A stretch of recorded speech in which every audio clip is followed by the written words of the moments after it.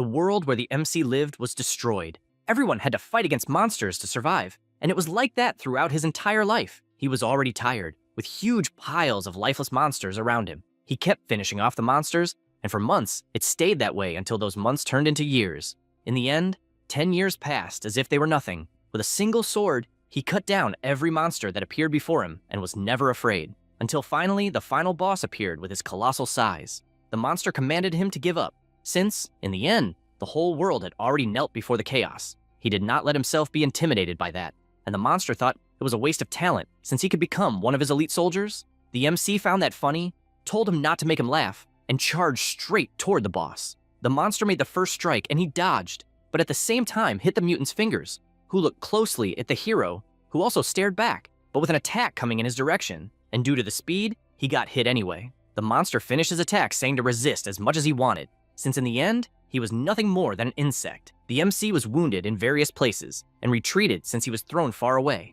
He gathered momentum and once again charged toward the mutant. However, this time the boss just raised his arm and landed an extremely powerful blow that threw the hero hard to the ground. The MC, already badly injured, looked at that colossal monster and noticed a precious stone in the chain around his neck. He kept staring at it and positioned himself to throw his sword at the same time the monster prepared to attack. He gathered all the energy he had and threw the sword with all his strength, making a huge hole in the monster's chest just as the hero was hit by the attack.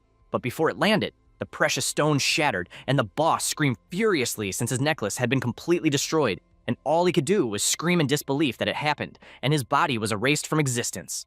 The MC, injured, just lay on the ground bleeding heavily. He looked up and saw a shooting star and thought it was beautiful. After that, we see someone walking. It is the incarnation of the MC. His name is Dojun. Upon arriving at a place with a siren, he is informed that it is Portal B and the rank is C. In addition, it is necessary to scan the hero registration number to identify him. However, the MC just kept walking and stood in front of the gate. Then, he raised his foot and kicked hard, completely destroying the entrance. Because of that, an alert was issued warning that an unidentified hero had forced entry into the gate. He looked up unconcerned and entered the forest. While walking, someone caught his attention. It was a group of people asking if he was lost or something like that. The leader asked him to follow so they could get out of there. He just remained silent, and the big guy whispered that the boy's clothes were strange, and they didn't even believe he was a hero. After all, he knew that heroes usually wore anything, but those clothes were completely weird, not to mention the fact that he was carrying a huge backpack. They wondered if the boy even knew what was going on there. Dojun replied that he knew what they were talking about and had just arrived.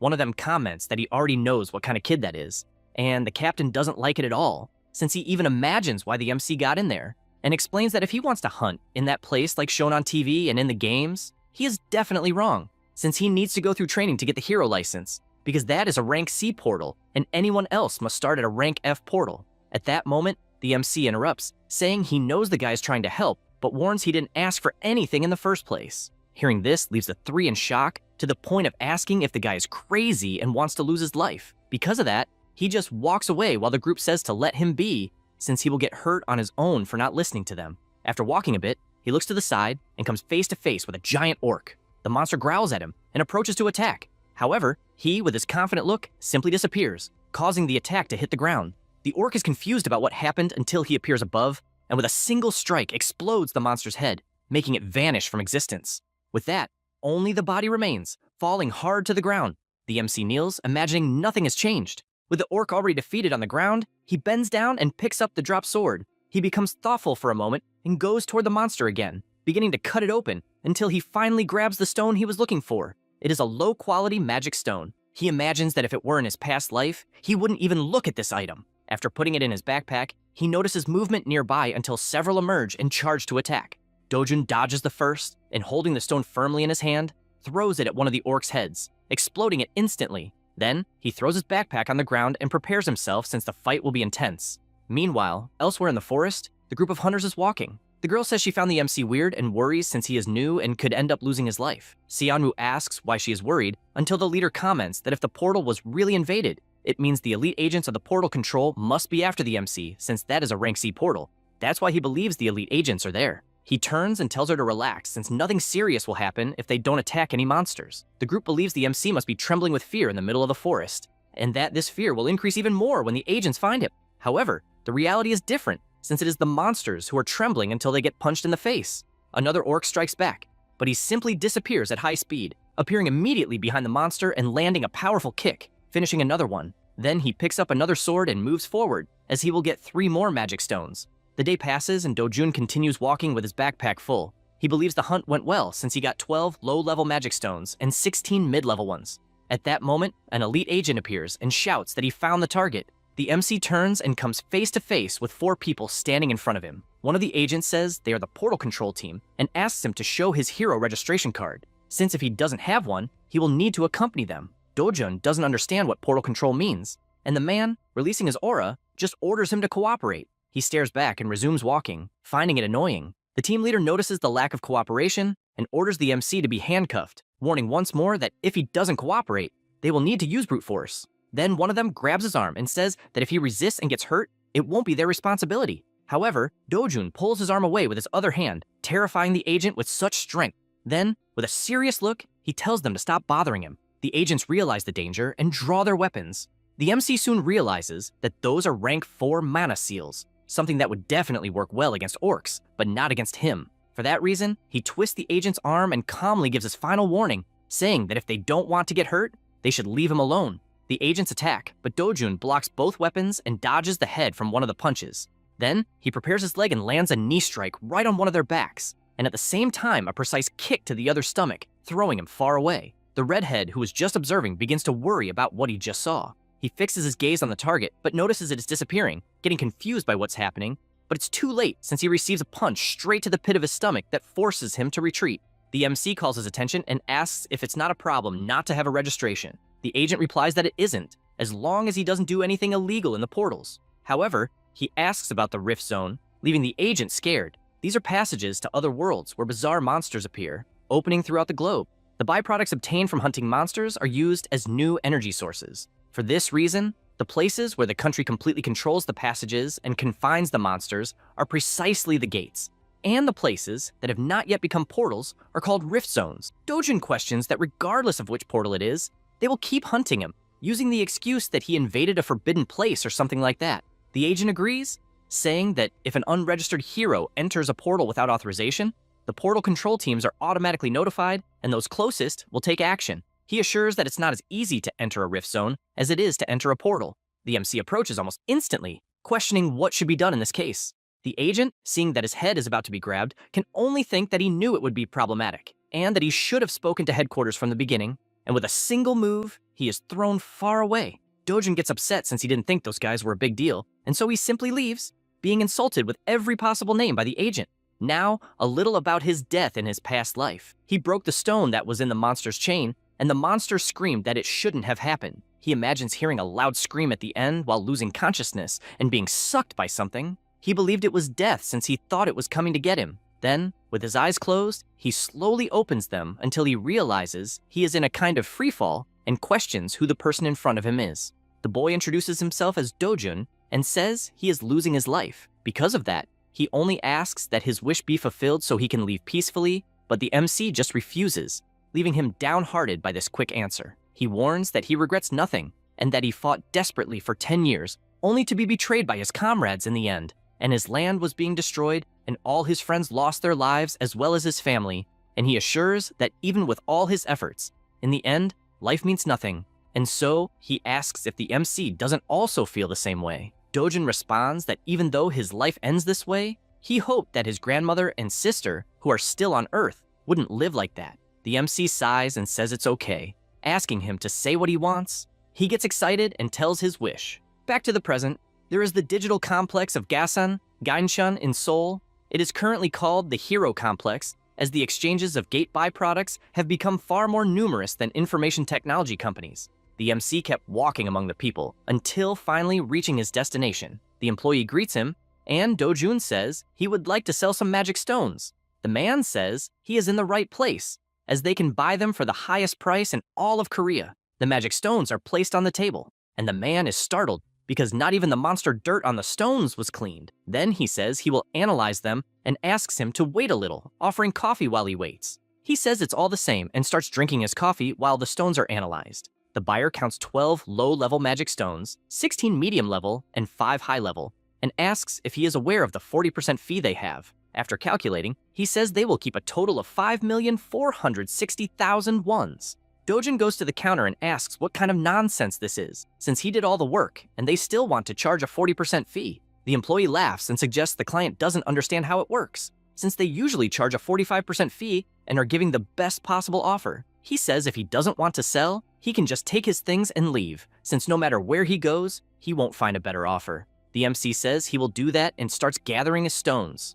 At that moment, the man grabs his arm and says he needs to pay for the estimate they made, besides the coffee not being free, with 300,000 wons for the estimate request and 10,000 for the coffee, adding that they also used a very expensive cloth to clean the stones. So the total bill came to 350,000. The MC pulls his arm away, saying he has no money at the moment, and the man with an evil smile says the store has some rank C heroes protecting the place, and immediately calls them. The men enter the room and ask why they were called, and if someone is causing trouble again. They stare at each other for a moment. The buyer is shocked at what he just witnessed, and then one of the guards is thrown onto him with a single punch from Dojun, finishing off all three. After that, he starts walking and slams his hand on the counter, cracking it, while saying that because of this, the fee will be 1% and assures they will now negotiate fairly. With everything settled, he leaves, and when he arrives home, he throws a block of money on the table, leaving his grandmother and sister surprised. The old woman asks what money that is, and he, not knowing what to say, makes up that he lent the money to a friend to open a business and it ended up succeeding. She finds that strange and asks since when he has any friends. Dojun feels embarrassed and says that person is from where he grew up, and they were very close at the time. She doesn't fully understand what that means, but just replies that she understands. Then the little girl asks if they are now rich by any chance. He replies yes, and that they will live well from that moment on. Onyoung starts running around the room happily celebrating being rich. The MC watches this and remembers Dojun's wish that all he wanted was for his grandmother and sister to live well in a safe house. He reflects that before he could respond, the boy simply disappeared. Then, when he woke up, his new self was in that body. He knows that a house in the safest place in Korea costs 110 billion wons, and knows he is not obliged to follow his old body's wish, and also knows that if he can recover his strength, getting that money wouldn't be anything difficult. Rifts, portals, monsters, and everything in that place were destroyed because being the god of the sword in his other world, that place is like an amusement park. However, he is frustrated since he hasn't been able to recover even 10% of his strength. Suddenly, someone knocks on the door calling for him. The MC gets up and asks them to stay there since he will see who it is. After opening the door, he faces two people. They warn him that it is time to pay back the money he borrowed, making it clear that it is 48 million. The MC breathes deeply, knowing from his memories that those are the loan sharks from whom his former body borrowed money before losing its life. And he knows the amount he borrowed is 5 billion to pay his grandmother's hospital bill, and the guys increased it 10 times more. The two continue asking if he got the money from the portals. However, Dojun is not very patient and starts by landing a punch on the big guy's mouth, leaving the blonde terrified by it. He questions what he is doing, and the MC, with a scary look, says he has already given 9 million so far, which makes them drink the money. The frightened man asks if he is really Dojun, but he, with his fist clenched, tells them to inform their boss that he will visit him soon, and beats the two up. Hours later, he goes to the mall, and after entering the teddy bear store, his sister is amazed, asking if she can really have one of those. He replies that she can, and that she can have whatever she wants. Then he thinks that he has the memories of the former Dojun, which made him start having feelings, and even knowing it is just sympathy, he knows Dojun was kind to her, even being a half-sister. He wants at least to protect that feeling. Onyoung chooses one and asks if she can take it. He sees she chose a very simple bear and hands her a bigger one, saying that, as he said, she can take whatever she wants. This makes the little girl extremely happy. After that, they go to eat, and while having their meal, the MC hears someone whispering his name. It was a woman accompanied by two men. She asks what is going on since he is dressing better, although still ridiculous, and asks who the little girl is, implying he got involved with someone like his mother. Hearing this makes Dojun extremely furious, creating a heavy atmosphere around, and Eun-young only wonders who the woman is. He tries to control himself, and the woman, still there, looks at his sister and asks her name. Eun-young answers, and the woman says she understands, adding that looking at her clothes, they must remain poor like his mother. Seeing that the MC does not respond, she asks if the cat ate his tongue. She realizes there will be no answer, and so turns to the little girl and asks if she knows the meaning of the word bitch. Dojun becomes increasingly irritated and says she is a woman as ugly as an orc and is looking for trouble. She turns around without understanding if she heard correctly and realizes she made him furious. The MC knows that the former Dojun was a bastard child who lived in poverty, and at 7 years old, his mother died, and he had to move to his biological father's house. He lived there for 10 years, being neglected, and after his father's second wife had a son, he himself was completely rejected. He was abandoned again until he ended up at his maternal grandmother's house and lived with his half-sister, whom he had never seen before. With all these memories of his former body's owner, he wonders how he managed to endure all that until now, but knows it is okay since he will deal with everything. He goes to the woman and says, it's been a long time since he left her house, but she is still disgusting, and both her personality and appearance are worse than trash. Besides being as dumb as an animal, he emphasizes that this is why she walks around with an inferiority complex, bothering pretty girls, and still wanting to annoy an innocent little girl who cares about her own brother, finishing by saying she is a rotten person. These words draw the attention of the people around since he spoke out loud, and this makes the woman completely furious to the point of asking what he said. Suddenly, a beautiful woman appears, saying she hasn't seen Dojun for a long time. The chubby woman runs calling for her mother and crying, asks if she heard everything he said. She, furious, tells her to be quiet and questions how she can be so rude. Then she smiles and asks Dojun how he has been and that he should have visited her someday. The MC knows that she is the fakest of all since she was the one who tormented Dojun the most over the years. So he interrupts her saying she is disgusting, also asking who she thinks she is to speak so familiarly and tells her to go to hell. The woman is left speechless and just turns to leave. As she leaves, she wonders if that is really the Dojun she knows since he was a boy who always lowered his head and ended up getting beaten for no reason, and everyone leaves. The MC realizes the mood was completely ruined, so he calls his sister to leave. He reflects that the old Dojun who endured everything silently no longer exists, and therefore everyone should get used to it. After that, inside a moving car, the chubby woman asks why they left, since they should have finished Dojun off at that restaurant. The woman calls the secretary's attention and asks why Dojun is still alive. He gets worried seeing his boss is serious and replies that the report said they left the boy in front of a portal. She starts screaming, not understanding why he is still alive after being left in front of a portal. The girl gets scared by the conversation and asks what it means to be dead. Her mother stays silent, her daughter starts yelling what she did and if she tried to take Dojun's life. At that moment, the mother asks if she likes him, making the girl blush, saying it's not that, but only because if her grandfather and father find out, it will be a big problem. Hiju grabs her daughter's face and, furious, tells her to shut up because she will take care of everything. Lucia is terrified seeing her mother's expression. All the woman could think was that she will end the MC no matter what. 10 years ago, a rift zone appeared and the monsters that emerged started finishing off people. The world was in complete chaos, but with the appearance of heroes, the chaos was quickly resolved, and the core stones inside the monsters served as a new energy source, and countries focused on turning the rifts into controlled portals. So, the entire industry is based on heroes and portals. The conclusion is that to make money, you just need to become a hero. The MC arrives at his destination and starts walking until he enters the establishment. He is greeted by a man smoking who asks who the hell the boy is.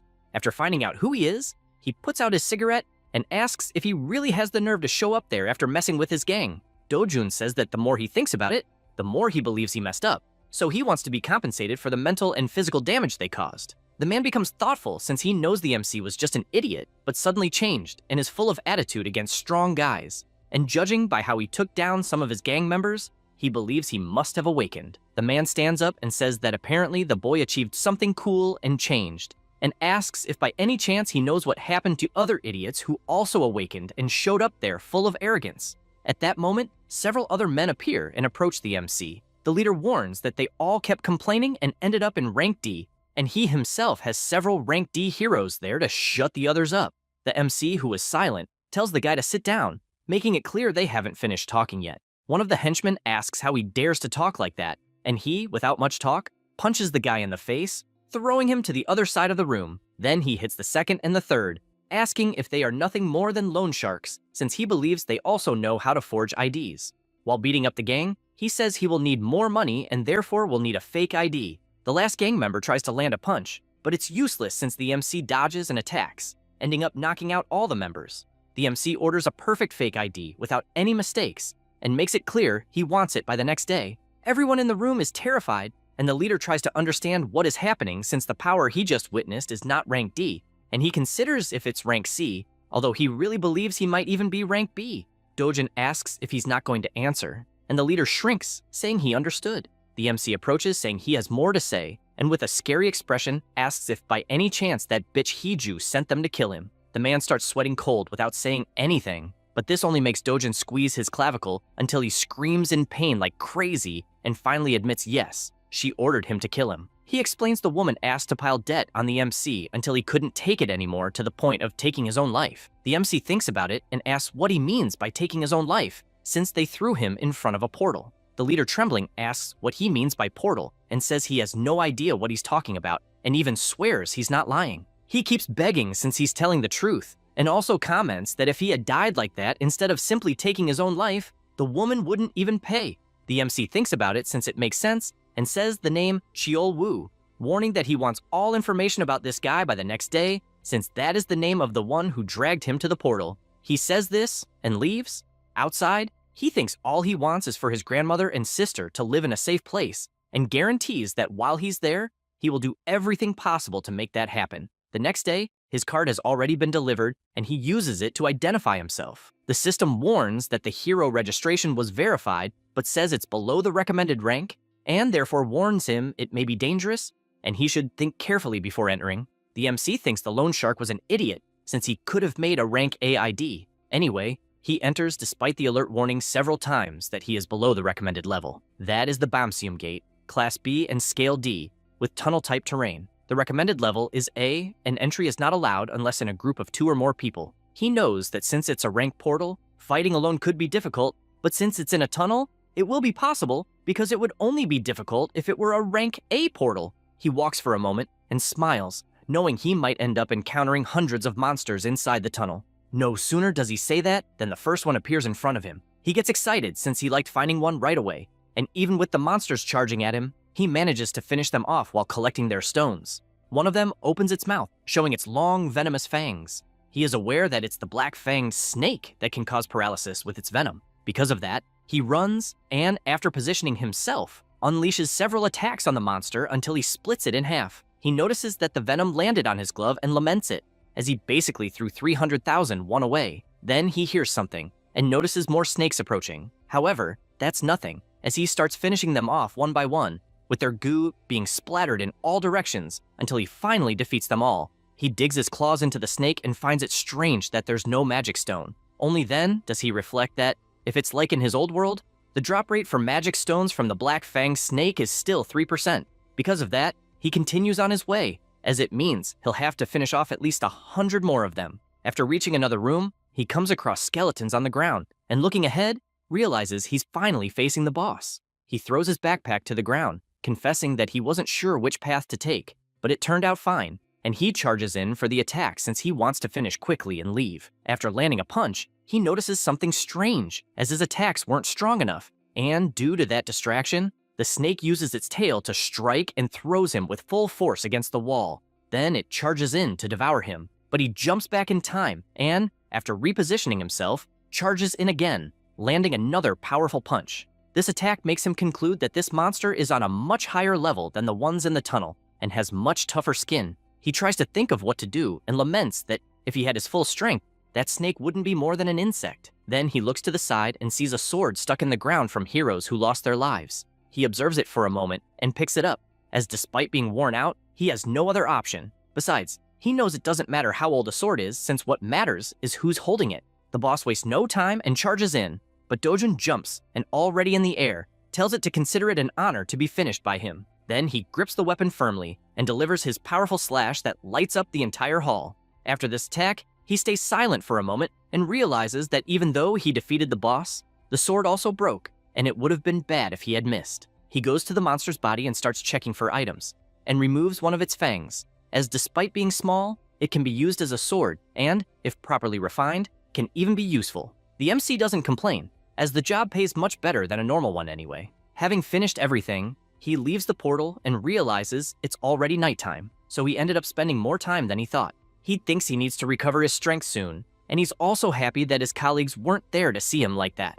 Meanwhile, elsewhere, a man shows the stones he obtained during his mission. The buyer confesses that he got many high-quality magic stones and says the fee is 40% as usual. The man is outraged, questioning if the fee isn't too high since he is a loyal customer and wants to know if he could get a discount. The buyer, counting the notes, replies that their fee is the lowest in the market and adds that the basic fee at the portal center alone is 5%.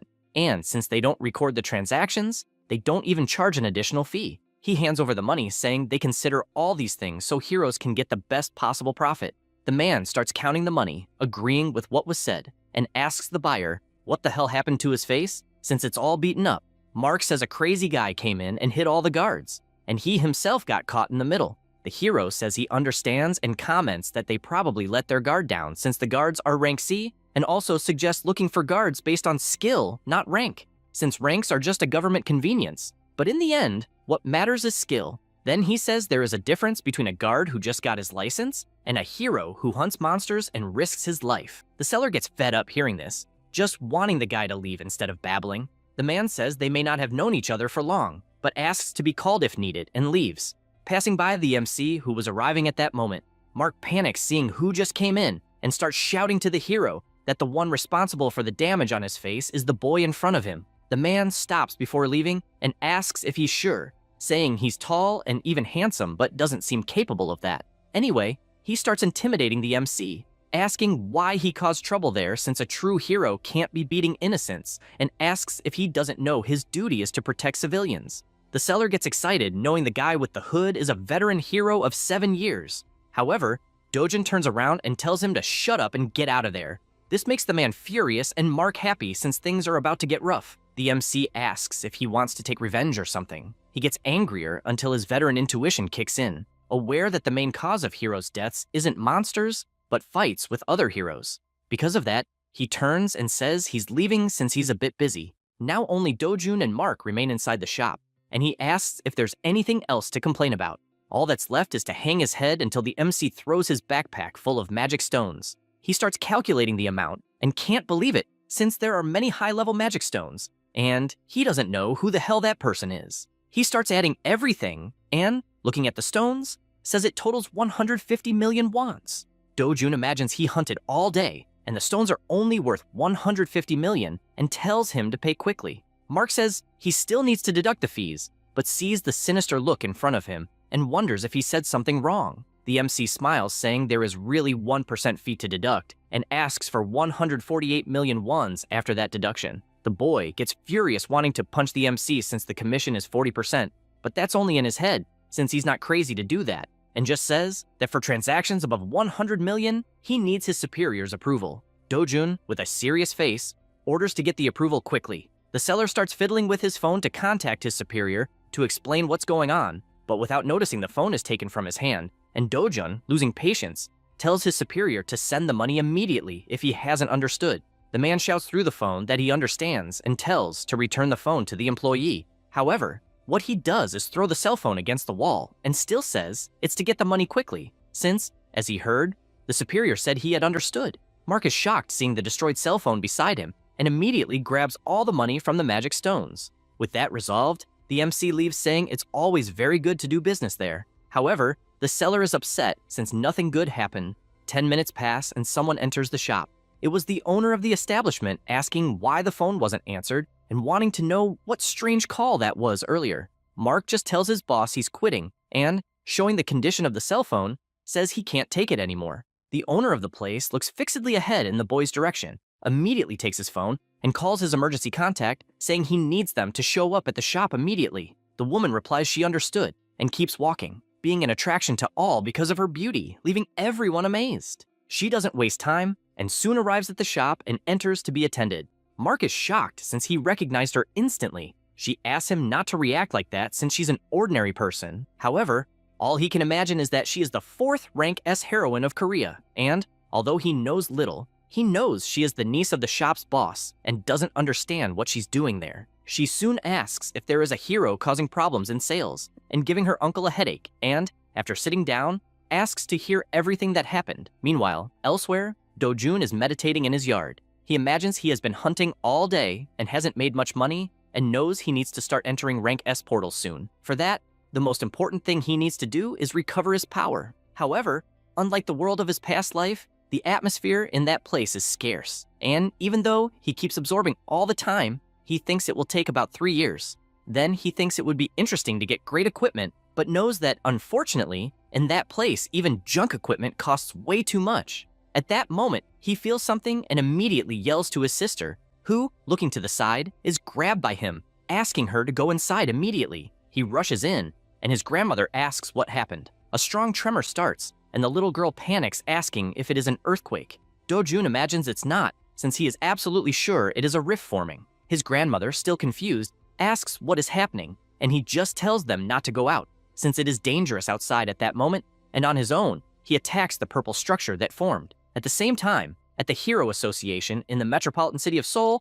people call the leader saying they detected a new rift in the district. He thinks it's annoying since a new rift formed in 63 days, and shouts to activate the White Lion Guild since the location is in Mapo, also calling any hero nearby. Then he asks exactly where the rift appeared, and they reply it was in the garden of a house. He thinks it's annoying since it could be a headache, because if any civilian enters the rift, no one else can enter until they come out. And that's not the worst, since he also knows that if someone dies inside, a monster wave will emerge for the next 10 days, and if that happens, the entire region will be destroyed. Because of that, he asks to check if anyone entered the rift, and the blonde guy answers that a young man named Do-jun entered the portal minutes before, according to the elderly woman who reported it, and he did so trying to save her and the little girl who was in the house. They conclude that means a civilian entered instead of a hero, and so he asks what the probability of a monster wave happening is. The staff responds that in that case, the chance is 99.9%. This scares everyone since in that scenario, it will be an unprecedented chaos. Elsewhere, a stack of papers is thrown on the table, and Hiju receives the news that Do-jun awakened and says, that doesn't make sense. The secretary responds that the boy has not yet been registered by the Heroes Association, but even so guarantees that he awakened. She becomes furious and asks what the hell the loan shark did, since everything indicates that she herself should have finished the MC and does not understand how things got so complicated, since the loan shark did nothing and still kept the money. Still irritated, she orders him to talk to Chiol-woo to order him to finish Do-jun at once, and if he does not do it, the guy must pay 10 times more than she paid to carry out the service. The bald guy says it will not be necessary, since he learned that a rift appeared right in Do-jun's garden, and also confirmed that the boy entered the rift and it will even be announced on the news. She asks if that means they will never see the boy again. He answers yes, but she is not so relaxed about that, and therefore orders him to keep an eye until they are sure. Inside the rift, the MC finds himself in a forest. He thinks it is hard to believe, but that is the Patisua forest, which he always used to go to as a child. He realizes this because the forest with its big trees and grass, along with the abundant mana in the air and even the wind, absolutely everything is the same. Knowing this, he looks in a direction, and after walking a bit, that realizes it is as he thought, since he reached the world tree. He knows that it is an ancient spiritual tree full of high purity mana. After touching the tree, he thinks that in his world, that tree was destroyed because it was burned and the mana flow was altered, but he realizes that in this place it remains alive and strong, and he does not know why, so he concludes that he might recover his power with that tree. Without thinking twice, he begins to meditate with the goal of absorbing as much mana as possible and restoring his former power. Time passes, and he does not lose focus. Days go by, and he even realizes that he ended up forgetting to eat or sleep, since he focused only on his breathing for 10 consecutive days. After nightfall, he opens his eyes. Having felt the presence of some monsters, he realizes that the monsters are called Volcana, and were the ones responsible for burning the world tree in his past life. They start to advance, and all he imagines is that it would be very good if he had a water attribute sword. The monsters get closer and closer, and he prepares himself, saying it doesn't matter anymore because he will crush them all. Then, he stretches out his hand and releases his power after accumulating all that mana.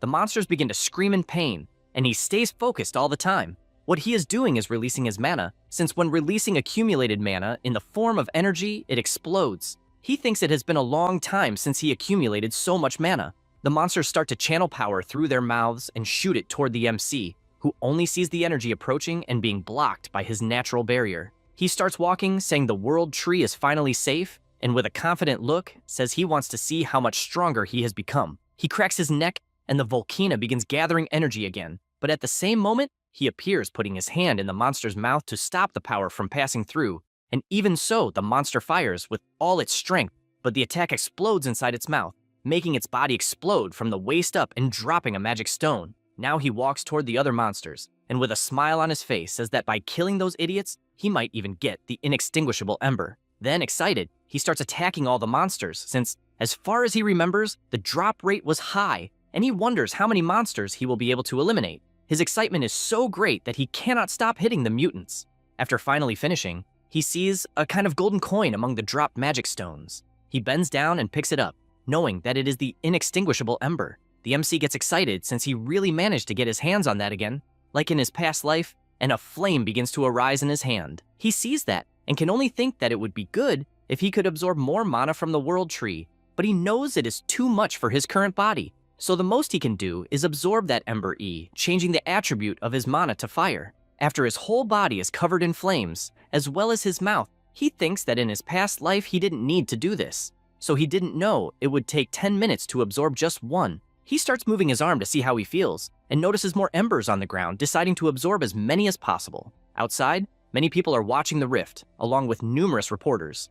A man is irritated and says that because of a civilian, he can't enter the rift as it is blocked. Hyunwoo comments that he heard the MC only entered the rift to save his little sister who was nearby. However, the man insists it was just an excuse since there was a rumor that Dojun awakened and only for that reason entered without thinking. Hyunwoo asks what the guildmaster said, and he replies it was the usual, that they need to follow the manual. Hyunwoo mentions that apparently the rifts appeared simultaneously in the United States, China, United Kingdom, Turkey, and Switzerland, and as far as he knows, the guildmaster is busy because of that too, even though it's the first time he's seen something like this happen. Sungwoo is extremely irritated since only his group got screwed over by a delinquent who entered a rift on his own. He clenches his fist, saying some nobody shouldn't have acted so rashly, and promises to beat him when he shows up. The rift remains intact, and it is reported that 28 days have passed since it appeared, and the Hero Association declared that there will be a wave of level 1 monsters. So they ask everyone to prepare, as this is what will happen if the civilian who entered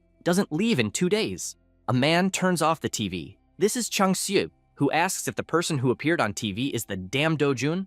His secretary replies yes, as it was confirmed to be him. The leader asks if the boy will come out alive, and he replies that there's a 1% chance for a civilian to survive. However, hearing this only makes Chang Syu laugh, since they are calling Dojun a civilian, while in front of him are his team members completely injured by the MC, and so he says the idiots at the association don't know shit as usual, and asks if the boy has awakened as he seems to have. Ingu says he's not sure what happened since the probability depends on the rank he has, so it's hard to judge without more information. Chang Shyub says he already knows, since being good at fighting and surviving a rift are different things. He also says the boy only has 2 family members, so they need to protect them. When the secretary asks what he will do, he, with a sinister smile, says if Dojun loses his life in the rift, he will sell their organs, and if he comes back alive, they will say they helped his family members, so he'll owe them one. Meanwhile, inside the portal near the World Tree, the MC has not stopped absorbing mana and the inextinguishable ember. He wonders how much time has passed, since he managed to absorb all of them. Now he can use his mana with the fire attribute as he wishes, and his resistance to fire has also increased absurdly. He reflects that the fire attribute alone already puts him at a higher level than when he was called the Sword God. He places his hand on the tree and gives thanks, since both in the past and in this life it has helped him. Then he starts gathering the magical stones on the ground and says he probably won't see her again, but promises that if she is in danger again, he will protect her no matter the cost. Back in the world, already at night, Dojun finally leaves the rift. He notices there is no one within a 1-kilometer radius and wonders if the evacuation was because they expected the monster wave. However, in another direction, he senses an aura and runs to check what it is. He sees 2 people talking and starts thinking that by their clothes they are heroes waiting for the rift, and knows that if they catch him, it will be a problem. Then, he creates a ball of flames in his hand and throws it into the air. The fire heads toward a house and, upon impact, explodes, causing everything to catch fire. The 2 panic, asking what that noise was,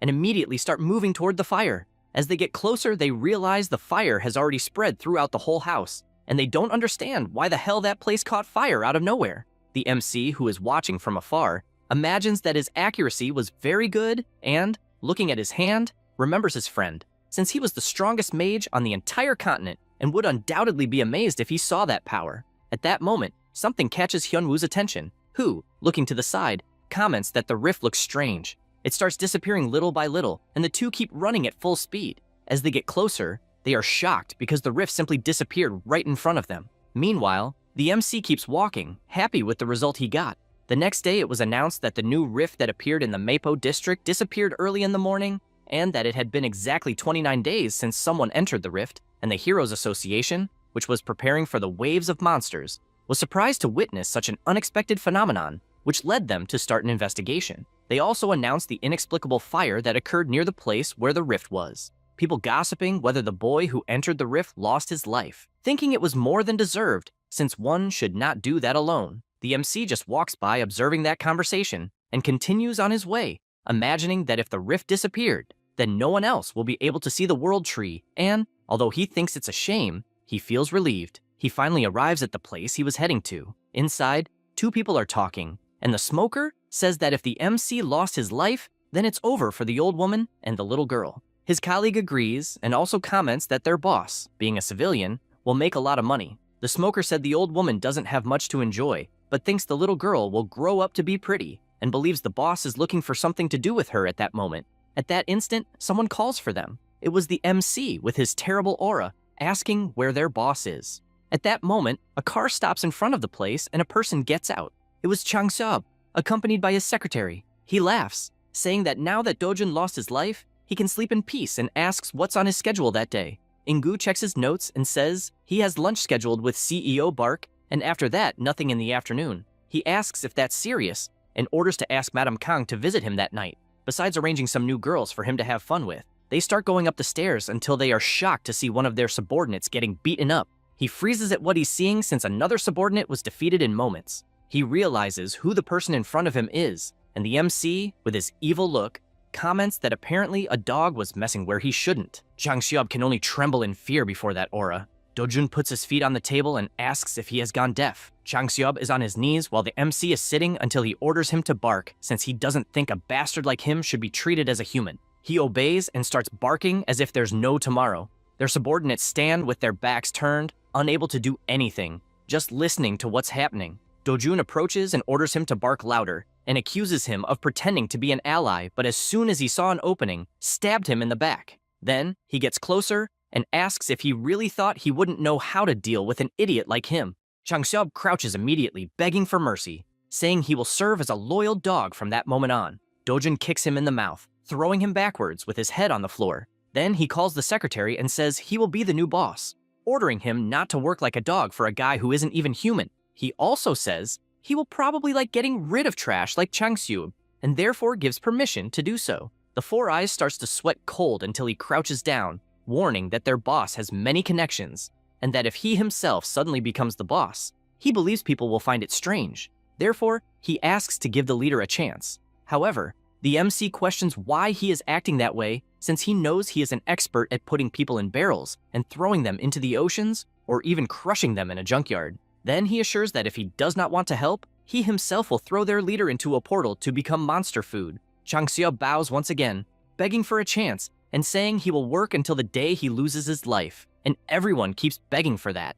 Dojun finds it annoying, since it would definitely be better to cut that guy off to avoid problems in the future. He sighs and says he will see if he has become more emotional. Then he stretches out his hand to greet the leader, who becomes extremely happy for the chance. He apologizes for everything he did and assures he will serve very well, but soon he notices something strange and realizes his hand is on fire when grabbing the MC's hand. Dojun stares and warns that this will be the last chance he gets, and with a simple pull, he rips his hand off, turning it to ashes instantly. Chang Xiab screams wildly in pain, and the MC just looks back and gives a final warning, making it clear that if he sees anyone touching even a finger of his family again, everyone there will lose their lives. Then he orders to protect them responsibly 24 hours a day, or they will also die. With everything that happened, Dojun was officially considered missing along with the Rift. The government, the Hero Association, and all kinds of newspapers and media are treating him as if he were already dead. He knows that if people find out he returned, he will only have problems, and imagines that soon Chang Xiab will find a new house, so he should prepare for the move. His sister is happy, eating a hamburger, and with a smile on her face says she is glad they are moving. The MC says she will be able to go to daycare with other children, and next year, he will also do something like that. However, the girl becomes depressed, which makes him desperate to ask what happened and if she does not want to go. Eun-young replies no, because the others tease her saying she has no father or mother. He gets irritated by that, and says if she does not want to, she does not have to go since she can go straight to school the following year. She is happy to hear that, and asks if it is true she does not have to go to daycare. He says yes. but angrily thinks he should send her to an elite private school since that way no one would bother her. Then, he remembers moments before. In another place, the MC meets with the Four Eyes and asks if he by chance left a lady with a child in a motel, and if he has any idea what he is doing. He, worried, replies that the motel is part of their company, so in terms of security, it is the safest place possible. Then the MC goes to his family, and his sister runs to him happy to see him. His grandmother takes his hand and says she is very happy to see him alive. The same goes for his sister, who could not stop crying, saying she is glad to see him well. He watches that and smiles, saying everything is fine. Back to the present, the girl asks if by chance he's also a hero. Dojun asks if she would like him to be one, but she says no. He does not understand why. And she says she heard that a hero fights monsters and sometimes dies, and that is why she and their grandmother want to stay with him forever. Dojun hears all this and sighs, since that phrase, stay forever, was impactful. He imagines that even in his world he was the last to survive and lost everything fighting monsters all those years. However, he realizes that at the moment he has something precious he had forgotten. So in this world, he sees he can finally protect that small happiness. In another part of the city, at the Korea Hero Association, Taiwang, the association's founder, asks his employee if it is really impossible to find out anything. She apologizes and confirms, since they really found nothing. He says it's frustrating because if a rift can disappear so easily, it means it can also reappear out of nowhere. She responds that that's exactly it, and that this kind of variable is very dangerous and she doesn't understand how it didn't trigger a monster wave, since she believes it would have been easier. However, he orders her to speak carefully, since considering the people's safety, it was the best possible outcome. He is one of the 100 most respected heroes in the whole world. If he ran for president of Korea, he would easily win, and they say he could have conglomerates if he wanted. However, he is someone who doesn't care about the government or wealth, only about the people's safety and containing the rifts. He asks to take as much time as needed to investigate, and his secretary replies she understands and says that the lady who lived near the rift sold the house. He thinks that's cool and asks to make sure they offer a price well above market, to be fair, and if he could offer some support for losing a family member, that would be good too. He goes to his computer and soon notices something, since he learned that the rifts appeared around the world at the same time, and that this is problematic. His secretary asks if by any chance the United States and China have managed to control them. He says the problem is the United Kingdom, since their best heroes are at other rifts. At that moment, a notification arrives, and he can't believe what he's seeing, since it's a worldwide alert that a monster wave occurred in the United Kingdom, still in the morning. The MC keeps walking through the city until he goes to his usual place where he sells his magic stones. He opens the door, and Mark says good morning, until he becomes desperate upon seeing who it is.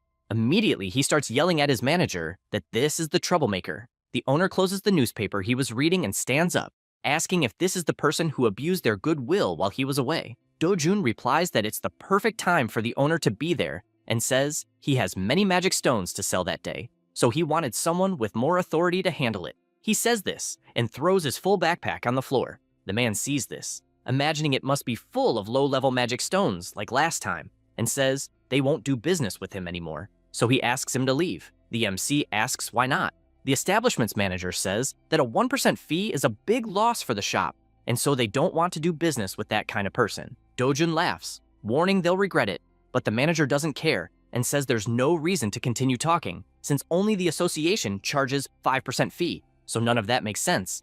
Then he turns and tells him to leave and never come back. The MC goes to his backpack and dumps the magic stones inside, leaving both Mark and Janwoo shocked. You realize they are heroic magic stones that are worth any price they ask.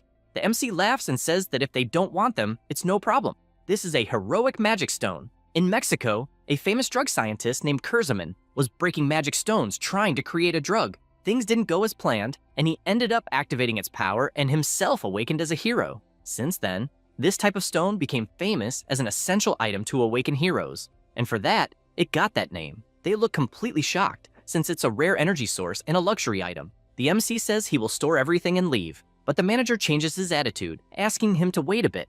Mark, having nothing to do, starts cleaning the magic stones while Dojun keeps drinking iced tea. Janwoo, trying to negotiate, asks if he doesn't think 0.5% is too low. He says if he doesn't like it, forget it. But the shop owner says that's not it. He was just curious why he changed it to 0.5%. He replies it's because he annoyed him. So immediately, Janwoo bows, begging for forgiveness, saying he wasn't thinking clearly. The MC, without much talk, tells them to stop wasting time, since he wants the answer, if they will accept or not. Mark watches from afar, thinking the MC is an ignorant bastard. Jianwu replies that it's fine, and starts giving a long speech that was enough to make the MC turn away, warning that he will leave. The man begs him to do it for 9%, or they will suffer a loss. Then he asks for 8%, since his boss will kill him if he finds out. Next, he lowers it to 7% and says he can't go lower. But the MC says he never asked to lower it, so the new value is 6%. But he warns that this way it won't work. Mark just watches that humiliation, since Jianwu was already on his knees not knowing what else to do. Then, the MC says he is kind and will leave it at 1%. The man shouts, calling him a damn thief, but actually, that was in his mind, since he's not crazy enough to shout that to someone who got a heroic magic stone. Then the MC makes it more interesting by saying that to let them know, they have 7 more backpacks like that one. The two are shocked hearing this, and the manager shouts for Mark to run at the speed of light to get the contract. With everything settled, he receives 67 billion wons for the heroic magic stones. He reflects that if he continues like that, he will manage to buy the house that costs 110 billion. However, he knows it's not possible to get all that again with the portals, and all he wanted was to be able to enter a new rift. Suddenly, the phone starts ringing with an alert, and the manager asks if it's a monster wave. However,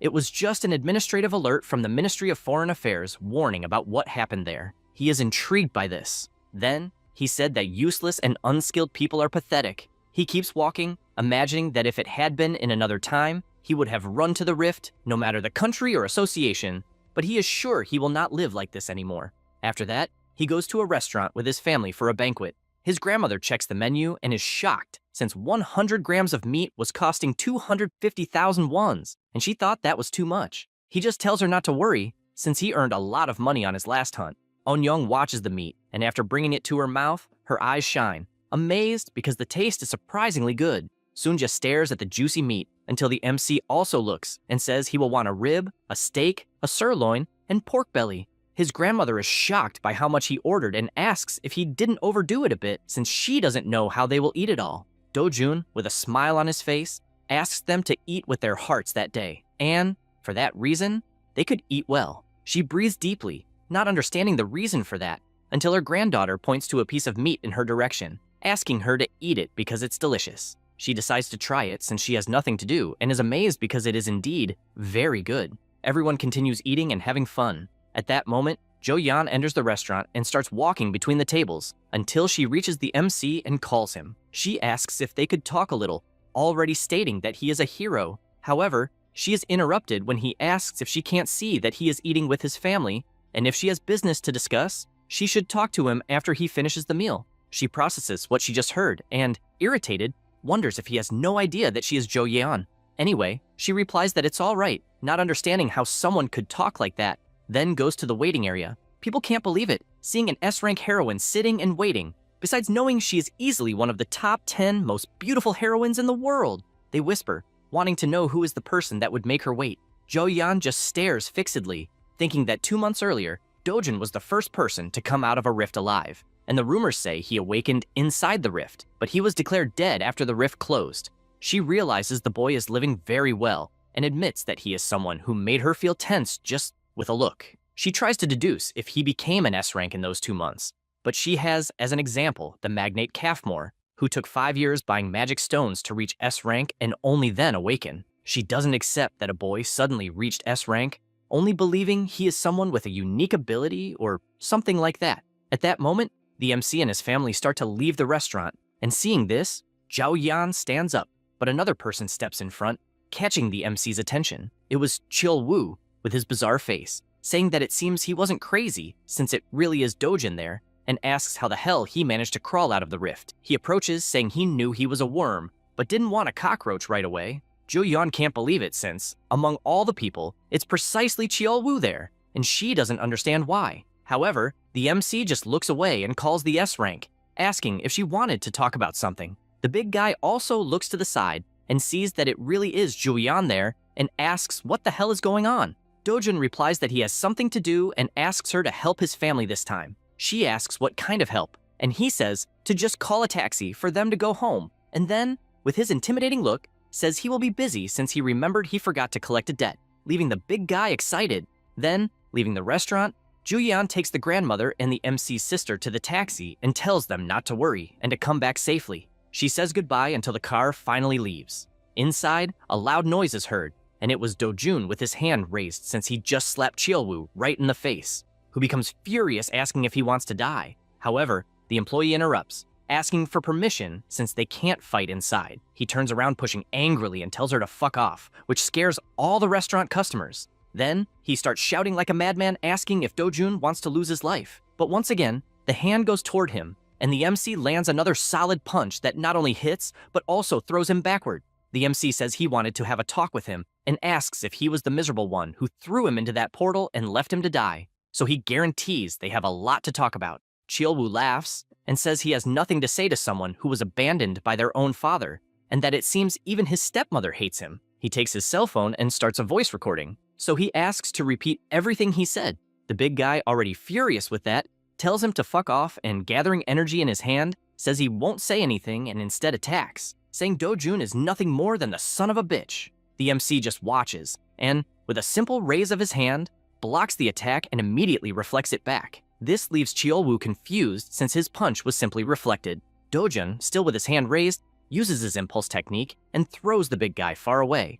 Without wasting time, he jumps and starts beating that trash. Meanwhile, the restaurant employee is terrified because she needs to call the police and no longer even remembers the number. At that moment, someone appears pulling the phone. It was Joyeon saying she is fine and will take care of it. She feels relieved since a rank S is there to help. Meanwhile, he keeps beating the big guy and the rank S starts approaching, thinking Cheolwoo is a rank B hero. So this means that to get beaten like that, Dojun must be above that. But she also realizes a rank A wouldn't have that much strength until she calls him, making the MC stop the attacks. She warns that if he continues, he will end up killing the guy. He looks ahead and decides to loosen his body. Juyeon takes the chance to ask what he knows about Cheolwoo. He answers that he knows everything he needs to know and asks why, and if she cares about it. She replies that she obviously cares, since the guy's cousin is the rank S hunter called Young Pyo. He says he already knows that and asks what the problem is. She is surprised he already knows that and still doesn't care about what might happen,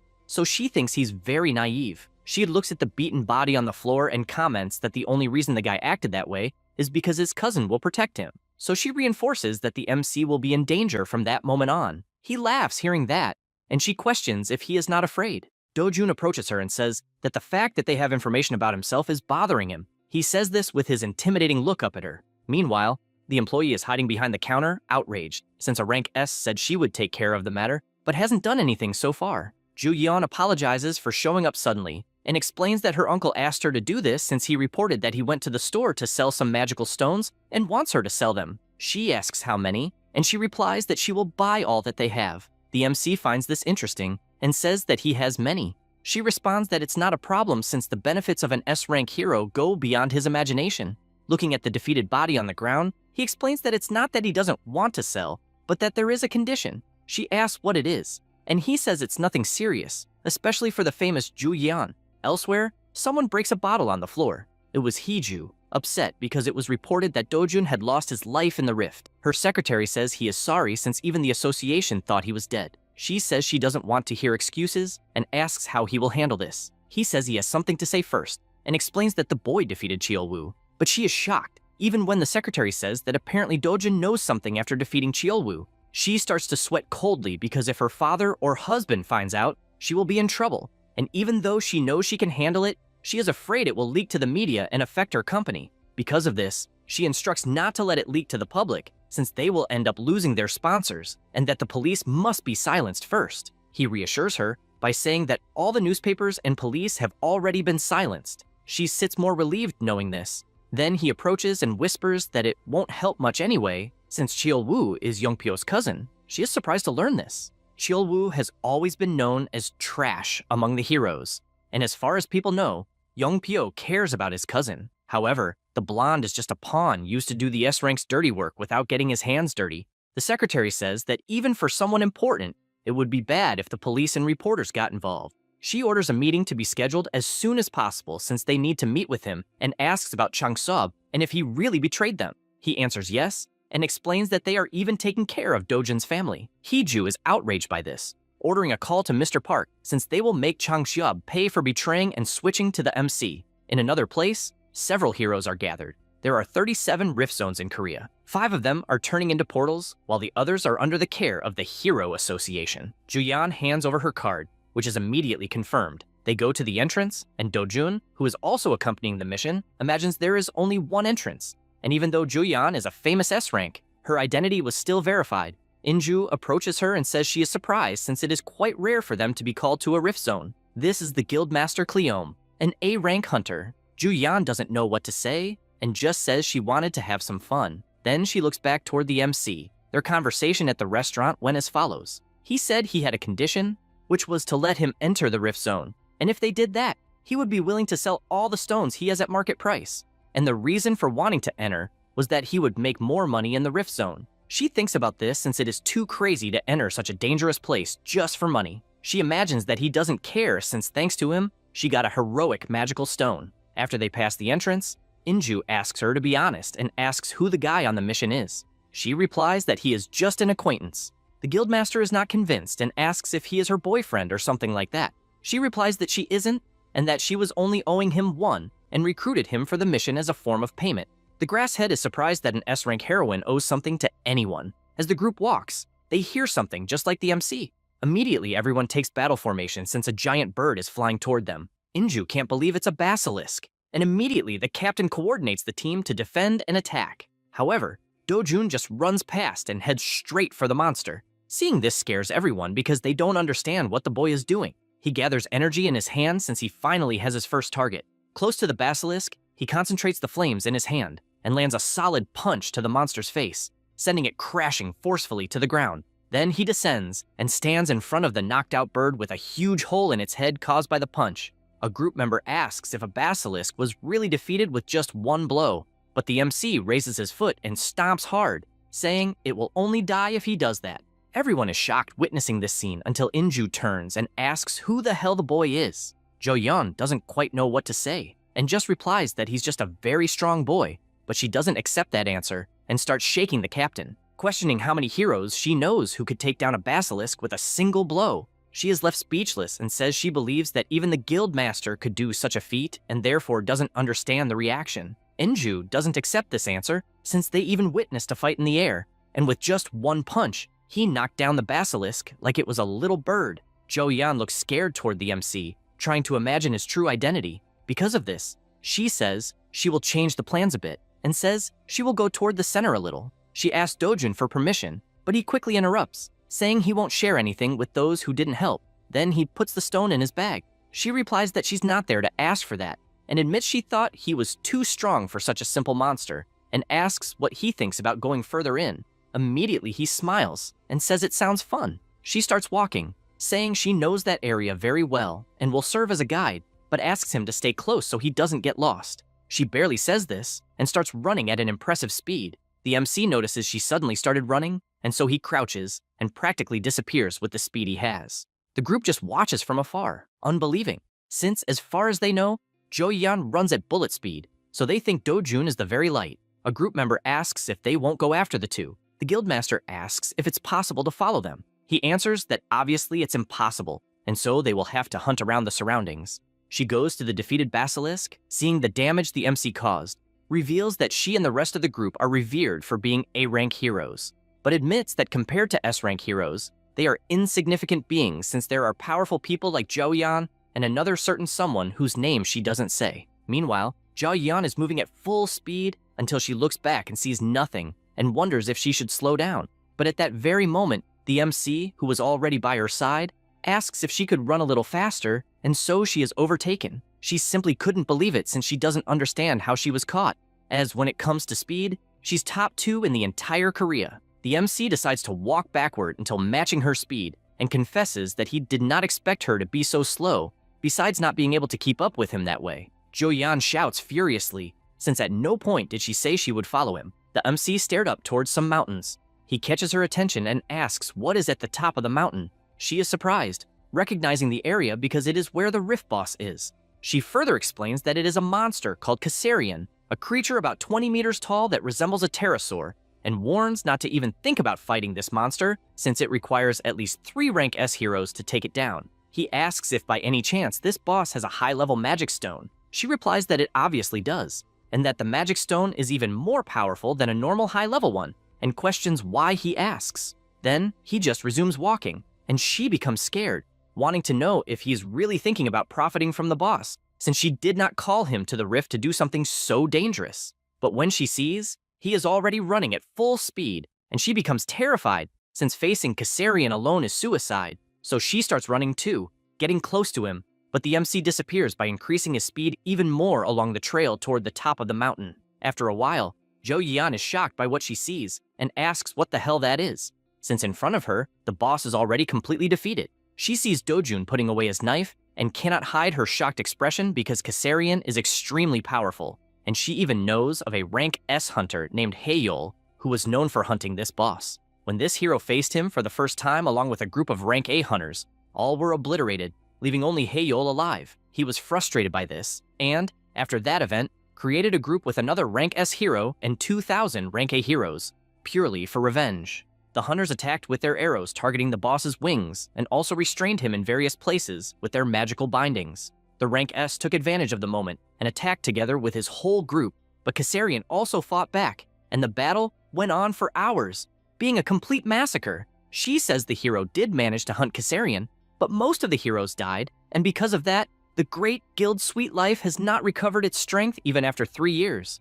The MC, who was opening the monster to collect the stones, looks aside and says the girl did not help at all, so he says it's good for her to know what that means. Zhou Yan gets furious since at no point did she say she wanted any reward. She remains surprised because if she had not seen with her own eyes the infamous Kassarian being defeated with a single blow by the MC, he finally manages to remove the magic stone and, after admiring it for a while, he puts it away and says he no longer needs a guide and tells her he will walk alone from then on. She asks if he won't take any more parts of Kassarian, since besides the magic stone, there are other valuable items like the boss's scales and claws. He stops walking and says he doesn't care. Then he resumes walking, saying it's better to get other magic stones than those materials, and that she can even take those for herself, considering it payment for helping as a guide. She looks at the defeated monster on the ground and replies that she doesn't need any of that.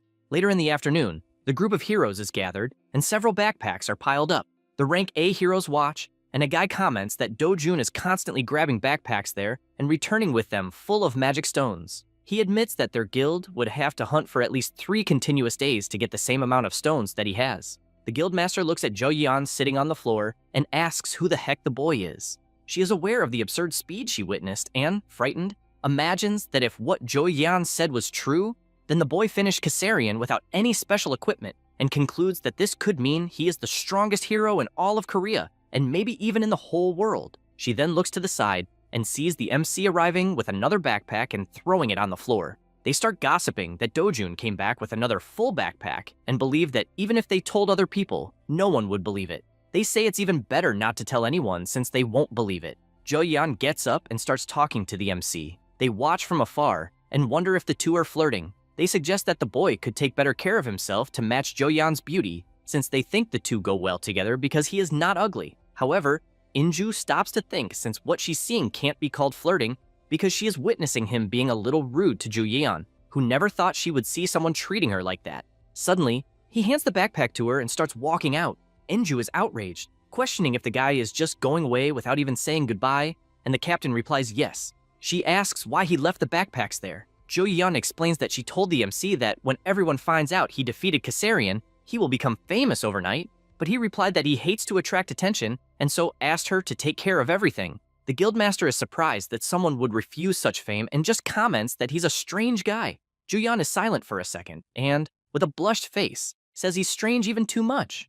After that, in the city, inside a training gym, someone is training by punching a punching bag until he prepares himself and, with his powerful strike, tears the bag into pieces. This is Hale, a rank S hero and master of the Sweet Life Guild. His subordinate, who was nearby, asks him to calm down and cites a saying that a frog that stays crouched for a long time jumps higher, and the longer it endures, the greater the reputation. Hyol agrees and says that everyone who humiliated him fell hard.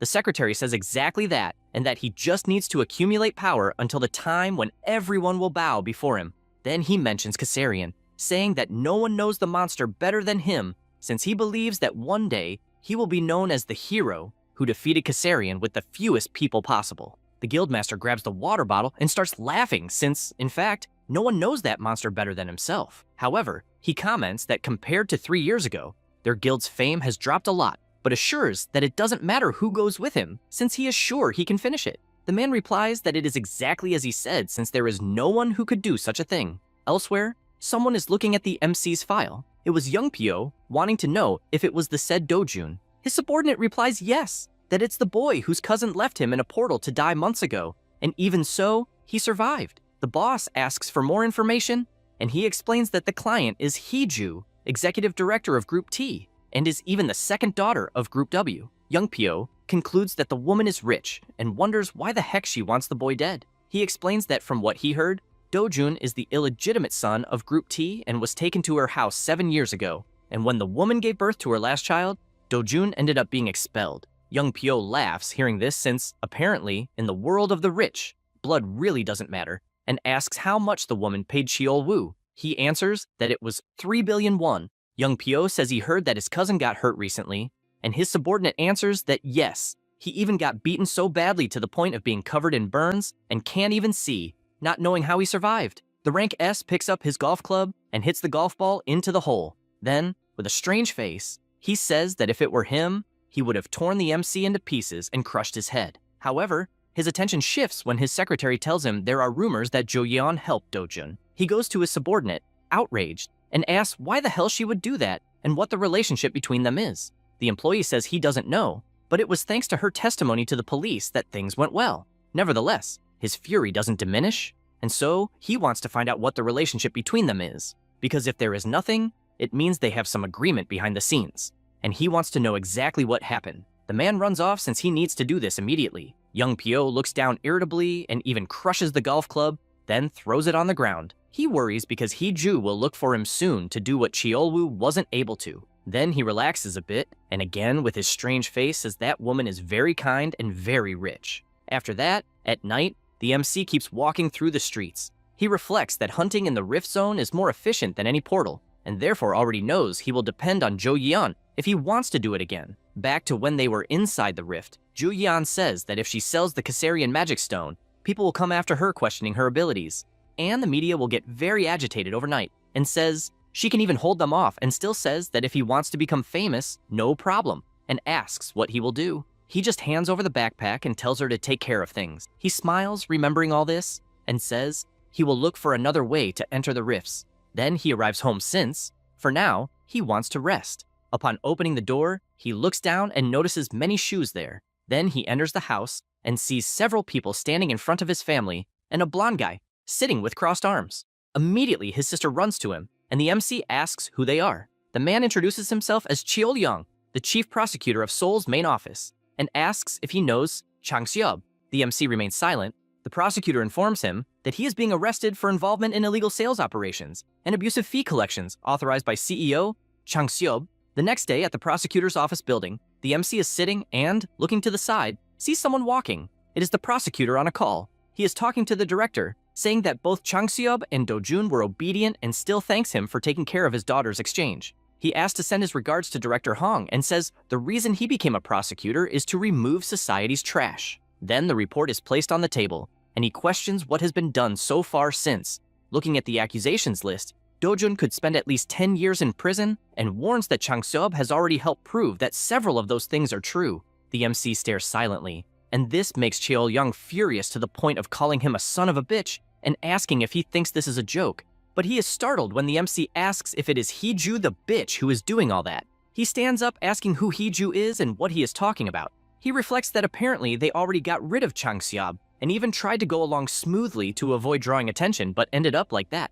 The man starts to walk and asks if by any chance he thinks Korean prosecutors are a joke. However, with a simple, scary look, the prosecutor gets scared and steps back, having felt a terrifying aura. He gets furious about that and raises his hand to slap.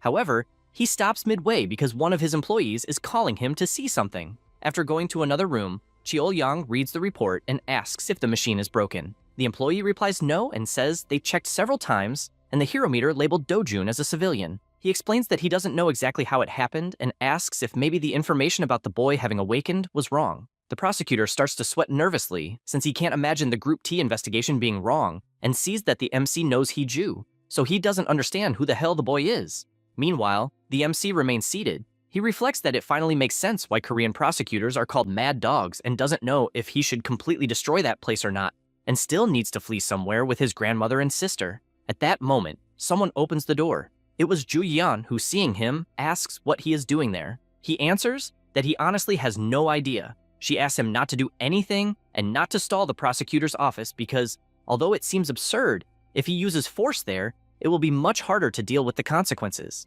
He asks if she's going to help him. She answers that she knows he did nothing wrong, and if he knew nothing, it would be one thing. But since he knows he did nothing, then it means he was wrongly accused. That's why they need to take care of this immediately. The MC smiles, asking if she is serious. She explains that the Hero Association will take over the investigation and that she will keep an eye on him since he has a false hero registration and illegal entries through the portals. However, he interrupts her, asking about his family. She pretends not to understand, asking if he thinks she is his secretary and why she should know about his family. He stares at her while she looks away until she asks him to relax since his family is safe. Dojun thanks her for that and says he will reward her for what she is doing. Jo-yeon blushes and asks for patience so this can be resolved as quickly as possible. What she chose was not to prove the MC's innocence, and prosecutor Cheol-young was fired after it was discovered that he accepted bribes and made illegal requests. And a fair investigation confirmed that Do-jun had nothing to do with the incident. Him being punished for using a false registration was thanks to Jo-yeon's defense that everything ended with him being formally released. They were driving together when the radio announces that currently in the United Kingdom, a monster never seen before came out of the portal and is attacking civilians. 4 eyes and a potent venom. The MC doesn't even let the radio finish and says the monster is a Makashian. She is surprised hearing that and asks how he knows that since it's a new monster, so only the association knows its name, but he just keeps looking ahead. A monster's name is not something decided alone, and every magic stone has condensed energy that generates unique information about monsters. By analyzing, it is possible to identify the name and other information. Currently, this is possible on Earth through science, and in the ruined world, it was through magic. And since the same monsters appear in both worlds, Do-jun knows most of their names. He warns that they can easily deal with a Makashian using the red ant flower extract. She asks more about it, and he explains that although it does not harm humans, it is very dangerous against a Makashian, since if thrown at this monster, it will prevent it from jumping as it normally does. She remains silent listening to this information until she asks exactly who he is. The car continues its journey, and the MC stays silent. Suddenly, he says he wants to know something, and, with his assassin intention, asks what will happen if he finishes Hee-ju. Elsewhere, Hee-ju is biting her nails, outraged with everything that is happening. Her secretary is in front of her and tells her everything that happened. She questions why the hell Jo-yeon got involved. He answers that he is not sure about the relationship between the two or how they met. Hee-ju can't hold her anger and calls the rank S a bitch, also asking who she thinks she is. She stands up, furious, since she doesn't understand why the report says Do-jun is not a hero, as she is certain he awakened as one. He replies that they are also investigating this since it was clear he had awakened, and speculates whether the boy used some trick to pass the detector. Though it's just speculation, the woman's expression changes completely, and she orders them to call Rank S Young Pyo, informing that the reward is now 30 billion to get the job done quickly. However, upon hearing this offer, he replies that he can't do anything with 30 billion and therefore wants double. The employee asks if that isn't a bit too much. He answers obviously not, since from Hee-ju's perspective, no one is better than him, and to solve things 60 billion won't be anything for someone like her. He changes his look and says Zhao Yian is involved, so the minimum he should receive is 60 billion for having to fight a rank S. The employee admits the woman is really dangerous. At this moment, young Pyo slams his foot on the table, scaring the employee. He approaches and questions if he really knows nothing, since rank S are not all the same, and warns he could finish Jo Yeon's race in 20 minutes. Then he asks if there was a response from the association, and he answers that the United Kingdom said they couldn't increase anything else, and the association already announced they are selecting heroes to be dispatched on the mission. Young Pyo thinks that's a pain, and turns around saying the association idiots are even greedier, and asks when they will leave. He replies in 3 days, and it will be a trip with the Japanese heroes. The rank S watches through the window, thinking about the Makashian, since it's a new monster whose weakness is still unknown, and believes that if he discovers it, his value will increase even more. Meanwhile, in England, strong thunder is falling from the sky, and the monster is running after people. He stands before several heroes and, raising his claw, attacks and hits the ground hard. Then everyone shouts to attack, and a fierce battle begins between them.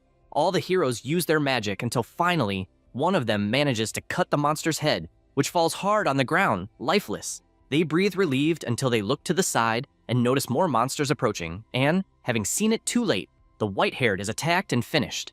The British heroes are doing their best to hold the monsters on the battlefield, but with little information, they can hardly do anything against an unknown enemy. The defensive line has already collapsed, and the monsters are less than 60 kilometers from the capital, London. At that moment, something shiny begins to fall toward the Macassians, and they, who had their eyes activated, simply go out and fall hard to the ground.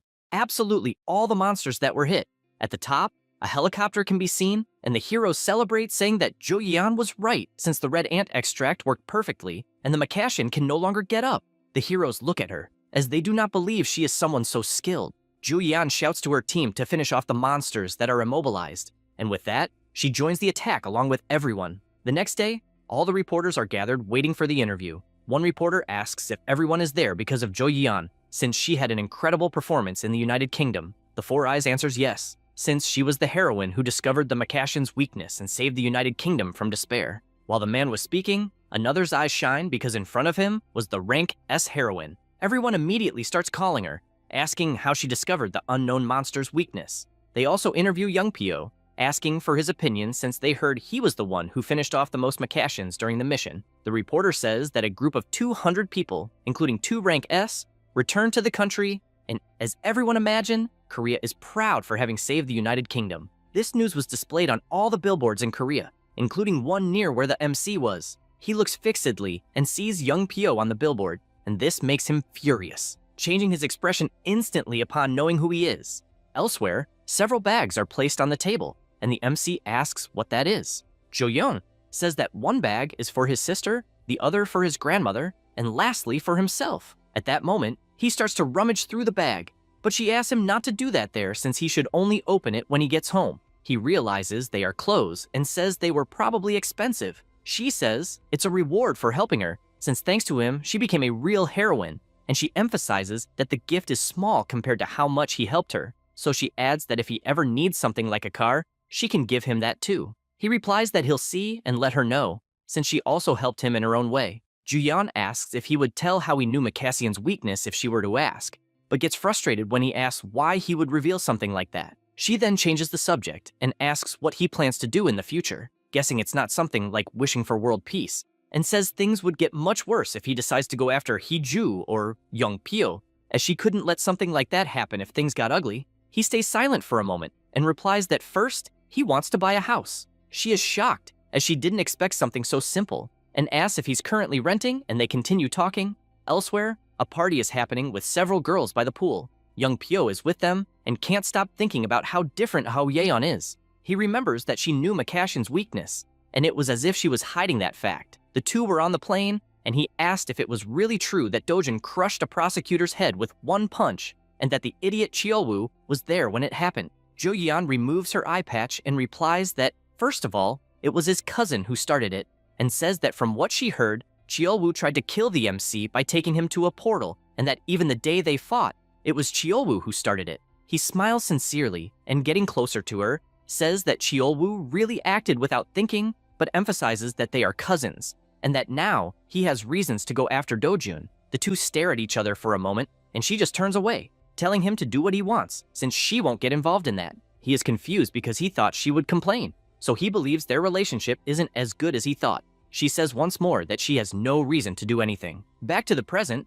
Young Pyo fills his glass, and while drinking the wine, he can only think about what Jo-yeon said about not getting involved. And so, he believes there is some secret about Dojin. In Long Sutton, England, the place that was devastated by the monster wave, the British Hero Association wants to collect as many magic stones as possible before the second wave. And so, a certain number of heroes will be sent to the rift. A man says it's a shame, because if they at least had the extract from the red ant flower, even D-rank heroes could finish the Macassians. Another man agrees, saying that if they had discovered it earlier, they could have gotten several magic stones too. That region is where a monster wave already happened and it can no longer be closed. The man says he heard that the monsters from the second wave will be different and believes it will be worse because they don't even know what kind of monster will come out. And he heard that several cities were destroyed. Suddenly, one of them turns and, looking at the portal, says he felt something coming out of that place and guesses that their team, which went in some hours ago, might be coming out now since it's been 5 hours. They decide to stay alert since there are many ordinary people wanting the magic stones too. Suddenly, a strong energy starts emanating from the rift, and that scares both of them. A person begins to come out of the rift with a strange appearance. The man is frightened since it's neither a hero nor the army commander, and so he orders them to call headquarters immediately. However, the monster in human form raises his hand, and some magic circles appear around the two. They begin to float while the monster walks away. One of them draws 3 knives and throws them instantly. However, all of them are blocked, and the new monster calls them weaklings. He then closes his fist, and both have their bodies crushed without even moving from the spot. Next, the monster raises his finger, and a beam begins to emit, materializing a device with the number 19.26%. He says it's already been 10 years, according to the time of that place, and can't believe it hasn't even reached 20%. He wonders if something went wrong, since even after activating a rift, he will still have to find a way to increase his mana. The hunter on the ground, still alive even with his body crushed, asks who the hell the monster is. He smiles and shatters the guy's body like it was nothing, and says he will eliminate those weaker than an insect. Meanwhile, in Paju, the MC is walking peacefully until he looks to the side and notices an intense tremor. At the same moment, several monsters come out of the ground and start piercing all the terrain beside him. He calculates the width of the holes, and, with his hand on the ground, realizes that there are 26 monsters within a radius of 100 meters. So, excited, he looks forward to how many of them will survive his attack. Without thinking twice, he fires his fireball, which, in the same second, causes several colossal explosions in each hole formed, and all the monsters are thrown high into the air with such force. He observes the destruction he caused and smiles at the power he possesses. Meanwhile, at the Hero Association, the president asks about the MC, since he wants to know what everyone knows about him. The executive director says that he is a difficult young man to deal with, in addition to having received confirmation that he really is a hero. Tai Wang finds this strange and comments that, as far as he knew, the boy's identification device said he was just a civilian, and the director says he did not receive any information about it. Songchul interrupts and says that he is nothing but an insolent brat, since if the Hero Association asks for something, the person must do it immediately, responding accordingly. At this moment, Hongyi raises his finger, since he has one more thing to tell, and reveals that, although it is nothing serious, he explains that apparently it all started with a terrible plan by the hero Chiolwoo and Dojun, who ended up awakening in an incident at the portal, later took revenge on Chiolwoo, and dealt alone with the monsters that appeared in the district. He concludes that, although the boy's actions are a bit exaggerated, the MC's strength is definitely absurd. The president says that apparently he is a wild horse running loose, but at least they don't need to question his loyalty. After all, he applied for an official hero license and has a guarantee that he can skip the standard procedure. Everyone asks what this guarantee is, and if it is from someone in the association, and the director explains that Dojun mentioned Miss Jo Yeon, the rank S heroine. Immediately, everyone is shocked, since they did not expect this from the MC. Meanwhile, he is admiring his new card and realizes that it says he is the 8th rank S of Korea. Thanks to this, he can hunt as much as he wants in the rift zones. Back to the president, he bursts out laughing, also commenting that he is an incredible boy, since he barely got the license and went straight to the Paju Rift and at an incredible speed. The vice president asks to wait, since from what he understood, Dojun entered a level 2 rift alone, without any guild or support, and questions if he is crazy. The president remains silent, as does the executive director. Songchul realizes what the silence means and suggests revealing the true identity of the MC to the public if he returns alive from the portal, since he is the 8th rank S of Korea. Hongyi immediately cuts off this idea, believing that Dojun will not want it, and therefore, it would be smarter to just talk to him first. Songchul finds this absurd, since in a critical moment people need to know that there is an 8th rank S, and asks what the president thinks. He gets up, understands everyone's concern, and says that he will see the MC personally. Meanwhile,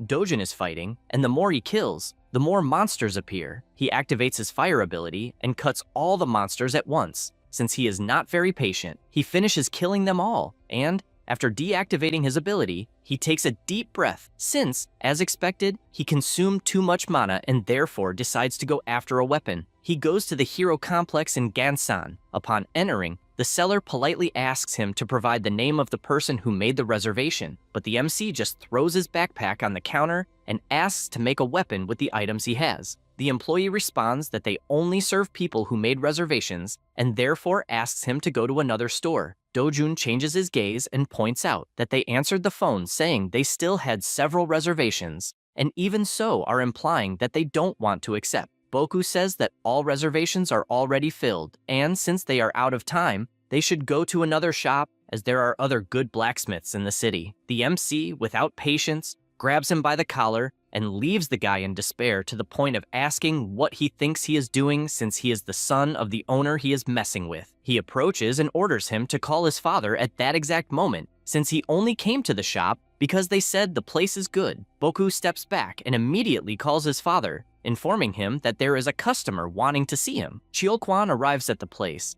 and the first thing he asks is who recommended the shop. The MC informs that it was the heroine, Juyeon. The two are shocked since the recommendation came from one of the strongest heroines in the country, and for that reason, he asks if it is really true. Dojun just picks the items he wants to use for his weapon, and this leaves the blacksmith scared, sweating cold as he takes the items in his hands. His son asks what it is since he noticed the surprise, and he replies that they are two fang tips of a giant monster and that it had been a long time since he had seen something like that. Dojun explains that he wants a long sword, as long as possible, but the blacksmith informs him that without metallic materials, if he stretches the sword too much, it will have no durability, and therefore he can only make two medium swords. However, the MC questions if maybe he is the one who doesn't know how to make it. Both are outraged by this accusation, but Dojun continues his explanation, since he only wants a long sword and even wants the mana absorption to be as high as possible. The old man is already trembling with anger, and his son shouts, since a nobody arrived at the shop accusing them of knowing nothing, and therefore he grabs a sword to show that his father can make something of at least level 3 absorption. Dojun observes the sword and comments that it is probably at level 5. With that, he starts putting force into the blade, overflowing an intense aura that leaves the two blacksmiths scared, since in the blink of an eye, the sword broke entirely in his hand, leaving only the crumbs falling to the ground. With that, the MC warns that if it is to create trash, it is better for him to retire, and both stare at each other with hatred in their hearts. After leaving the shop, he goes to a portal and soon encounters a monster. He finds it too noisy and prepares his skill. At the same instant, the Cyclops tries to trample him, but he moves at high speed, standing face to face with the giant, and with a single attack severely injures the shoulder of his target, who only screams in pain, also grabbing a tree as a weapon and attacking, but it is useless since Dojun cut it in half, and full of confidence, he continues advancing, cutting the big monster in several places. However, it was not enough since it has colossal regeneration,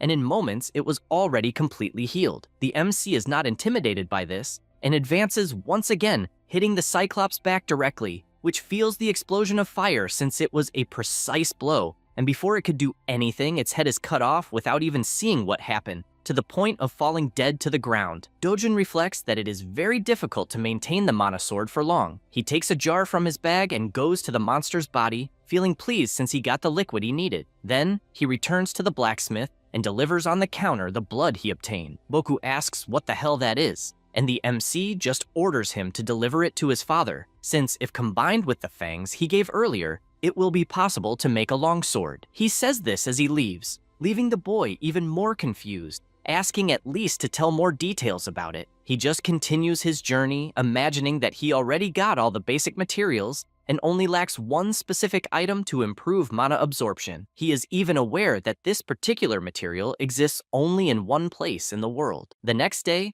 Jo-yeon's phone rings and she answers asking what he wants, and gets confused since from what she understood something was said about Brazil. Still at the pool, the heroine is relaxing with her friend and decides to ask if the association will send a hero to Brazil. In-jo replies yes since the two governments have allied, and also points out that the monsters are very violent but give many mana stones. And since the payment is high, the guild decided to go. She even comments that the two of them will go together and will also take the MC. She gets embarrassed hearing this, and her friend says that he is the 8th rank S hero everyone is talking about. Juyeon pretends not to understand and says she knows nothing, but her friend soon realizes something is going on and asks if by any chance the two have a special relationship, besides finding it really cute. Back at the blacksmith, he confesses to being surprised and also wants to know how the hell he found out, since the liquid was not even metal and yet it fused completely, welding the pieces.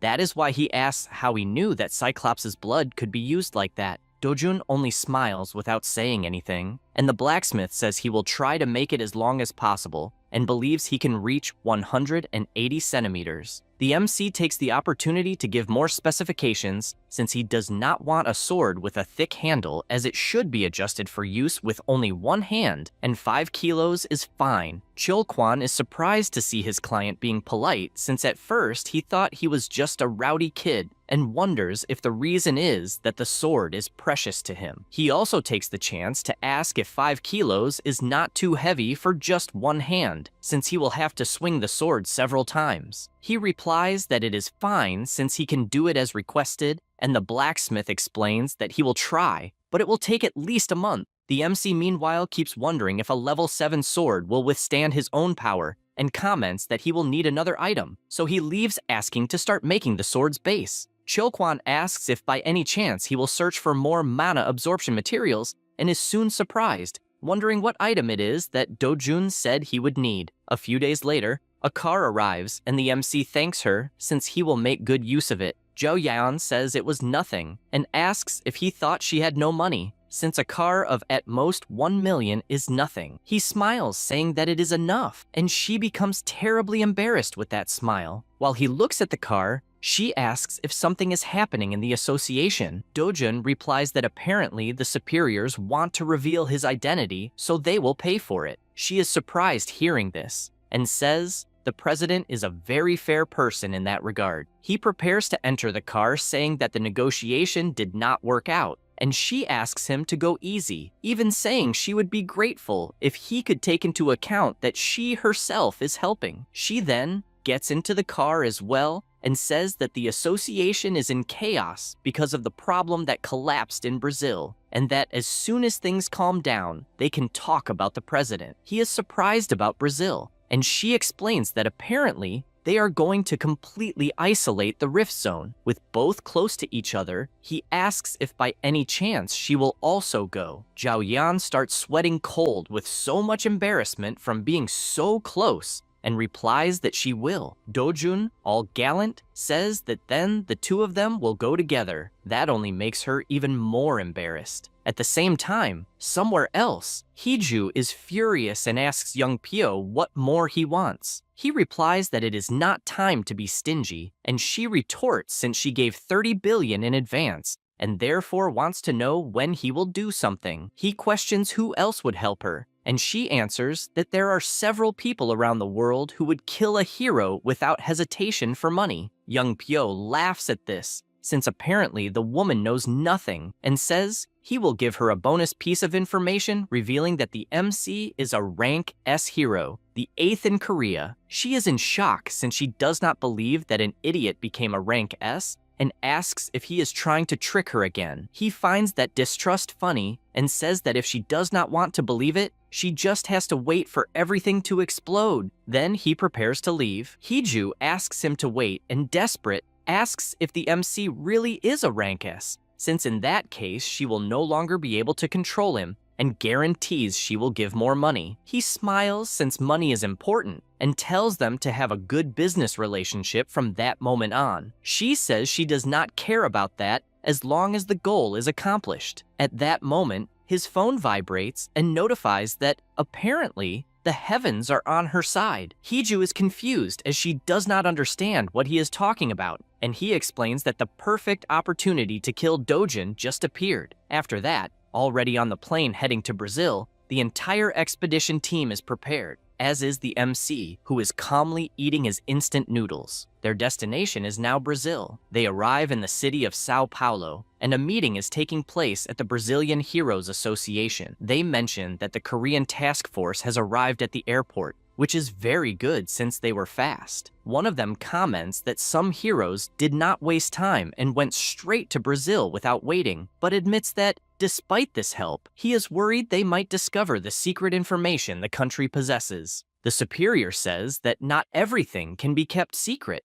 and, therefore, they must just keep it under control until the mission ends. He sighs and imagines that the legendary Brazilian hero named Mirai was defeated and killed by an unidentified creature, and honestly, it could not even be called a monster, since what they saw on the black box was clearly a human silhouette. This makes him question what the hell happened in the Eastern Zone. Meanwhile, a lecture is being given to the Korean heroes, and Jo-yeon, worried about the MC's absence, messages asking where he is since the meeting has already started. He replies that he is on the plane, and she does not understand, as he was supposed to have gotten off with them earlier. The MC explains that he had a connecting flight, as his destination is farther away, and she asks where he is going. He replies that he is going to Santarem, and Jo-yeon is shocked, unable to believe he went alone to the most dangerous rift zone. The meeting continues, with the Brazilians explaining about the rifts, and afterward, at the hotel, Jo-yeon rushes to a taxi, but before closing the door, someone holds it. It is Young Pyo,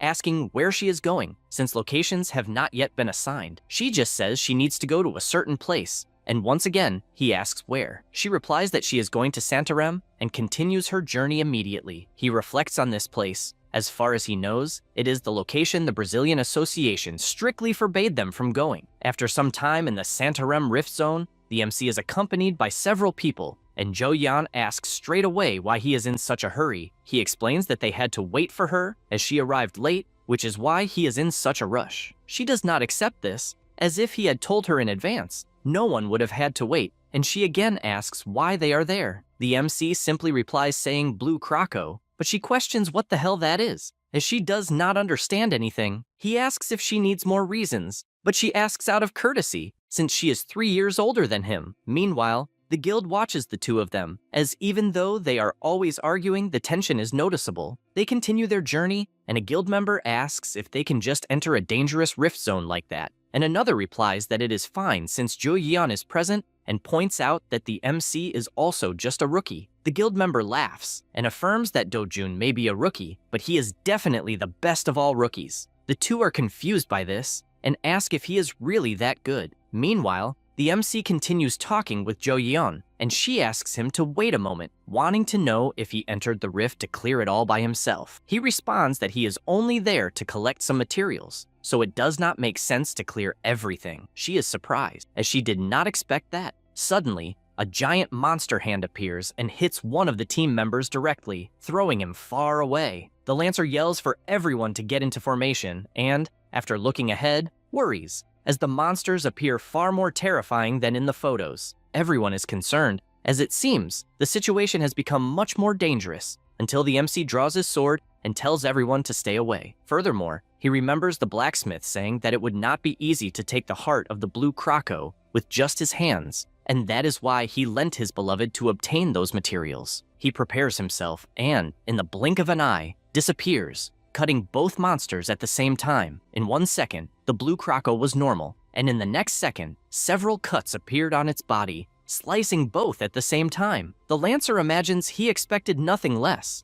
unlike the other two recruits who are simply terrified by what they just witnessed, concluding that Do-jun is too powerful. At nightfall, they decide to camp, and people start gossiping, unable to believe that Do-jun killed a Blue Croco alone with a single strike. Jork whispers that MC also killed the Cocastrian and reveals that this is a secret. The hero is startled, aware that the Cocastrian is a monstrous bird, and concludes that Do-jun is not a normal hero. He is grilling meat when Jo-yeon approaches, asking if he has finished collecting the hearts of the Blue Crocos. He points backward and says yes, and she can only imagine that she has no idea what purpose those hearts will serve, also asking what meat he is grilling since it does not seem bovine. However, this question only shocks her further, as he says it is Blue Croco meat and even offers her a piece. She feels disgusted and comments that they still have plenty of food, so she does not understand why he is eating a monster. He thanks her, saying there will be more left, and begins to eat as if it were beef. Inju watches from afar, finding it absurd. On the other hand, Jo-yeon takes a piece and stares, still not understanding why he is eating when there is other food available. The guildmaster stands up in shock,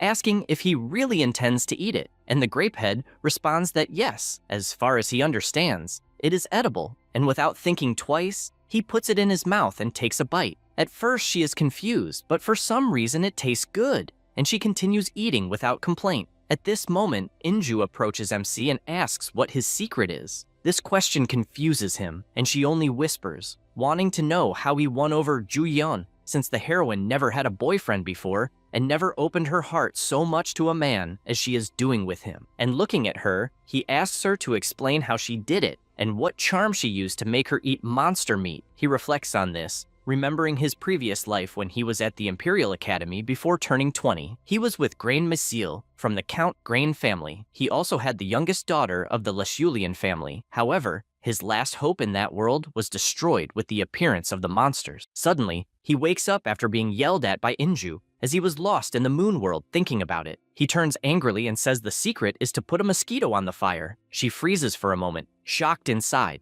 as what she just heard is the most horrifying thing she has ever heard in her life, and she slaps her friend, calling her. Meanwhile, still in Sao Paulo, young Pyo is drinking his nest and thinking, trying to understand why the guild moved so quickly when the operation date hasn't even been set. And he asks if Dojun is with them, since practically everyone began moving on their own. He then asks what types of monsters are in Santarem. His secretary informs him that there is little information, as the Brazilian Association only said it is a very dangerous place. This irritates him, as everything involving MC makes no sense. Suddenly, his phone rings, and he answers, greeting Heiju. She yells, wanting to know if MC is still alive and when he will do his job. Young Pyo asks why she is impatient and if something happened. She responds that apparently her father saw the news of Dojun becoming a rank S hero and asked the boy to return home. He finds this amusing, as even the president of Group T is getting involved. He looks at the map of Brazil and says he will not disappoint her, assuring that MC will not leave Brazil. She says she liked the answer. After hanging up the phone, the hunter tells the secretary to talk to Takashi and patrol the Santarem region, since the MC got into an isolated area, which will only make the job easier. Meanwhile, the group continues walking, and Jo-yeon asks if they are really going into the forest, since from what they heard, the monsters in that region are dangerous. He asks what they are, and she, terrified, replies that their name is Lynx. Dojun says he is surprised, as he didn't know there were lynx in that region. She asks if he already knew those monsters, and he replies yes, then starts walking. At that moment, Ju-yeon calls his attention and says she won't stop him, but shows an item asking him to use it. He asks what it is,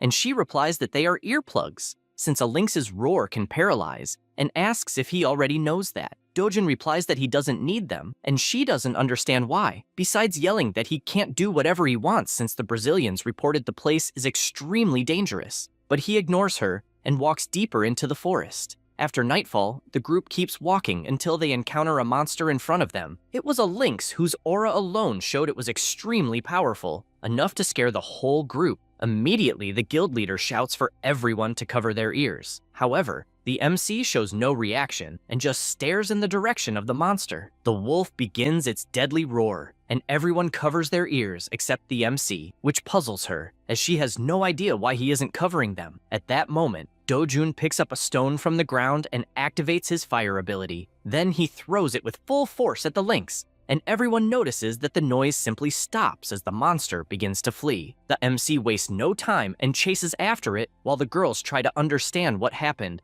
as the monster's roar suddenly stopped. They decide to follow Dojun until they realize they are facing several lynx. One of them emits a terrifying gaze, and everyone freezes in fear. Even Jo-yeon, who despite being rank S, is mentally affected by the power. At that moment, the MC covers her eyes with his hand and tells her that what paralyzed them was not the roar. He explains that what paralyzes people are the lynx's eyes, and asks her to keep them closed. Then he grips his sword and walks toward the monsters, and with his flaming sword, he slices through the air, wanting to test the sword style of the Bandayan family. Activating the first form, Kilida's miraculous fold. He points his sword forward, forming a ball of power at the tip. The monster immediately feels the intense pressure of the sword, and the fireball grows increasingly powerful. The guild members watch from afar, trying to understand what kind of technique it is, as it seems extremely dangerous. The MC channels his power to the maximum, and in the next second, launches a colossal fireball with full force toward the Lynx,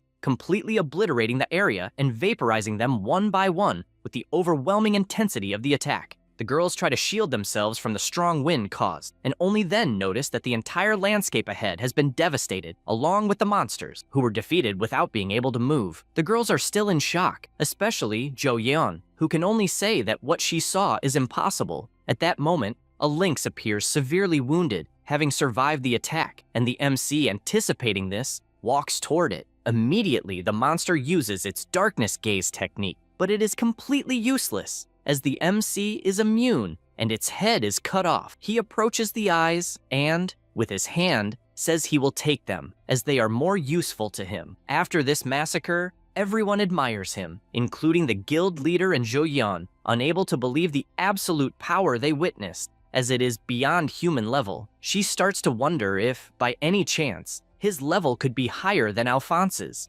and believes he might be at Lester's level, since he is the strongest hero in the world. As they walked, some zombies began to appear. The guild members commented that a monster has no sense of the situation, since they are undead and have no brains. Because of this, the monsters attacked, but at the same second, one of them took a punch to the mouth, exploding its head with extreme ease by the MC, who after doing that, simply disappeared, and with his high speed, started obliterating them one by one, and heads rolled in all directions. A complete massacre. The hunters just watched, as there was absolutely nothing they could do. After all were killed, Jo Yeon caught Dojun's attention and asked where he learned to wield a sword, also wanting to know about the red dot that kept appearing from the sword. He paused to think about the way she was speaking and asked why she was asking and if by any chance she wanted to learn. She became excited, asking if she could really learn. Dojun thought about it, since in such a peaceful world, he normally wouldn't need it, and so he questioned how often she would use the power. She became furious as he treated her indifferently, even though she was rank S, and stated that she wanted to use the power at least once before dying, questioning if he simply didn't want to teach her. He remained silent, staring at her face, until Zhao Yan pouted, realizing she wouldn't get anywhere. Meanwhile, Inju watched from afar and told everyone to hurry to leave the fissure. They began walking toward the portal, and the guild leader could only imagine that thanks to Dojun, everyone would manage to exit unharmed. After everyone left the fissure, someone shouted that they were going to kill a certain person, and several hunters had gathered. She started to approach, recognizing the voice, and came face to face with the MC hugging Juyeon while she was dying of embarrassment. The person who shouted was Takashi, an ex-Yakuza, and also a rank S hero. The man approached the MC and warned that he would finally have fun with Juyeon, blocking the way and telling him to get out before he eliminated him. The MC told her that, apparently, the companions didn't like her much. She was surprised and asked if, by any chance, he understood Japanese, since that was the language the ex-Yakuza used. He commented that he had learned a little, and once again Takashi ordered them to step away, or he would kill her. Takashi's guild members also started shouting, demanding respect for their master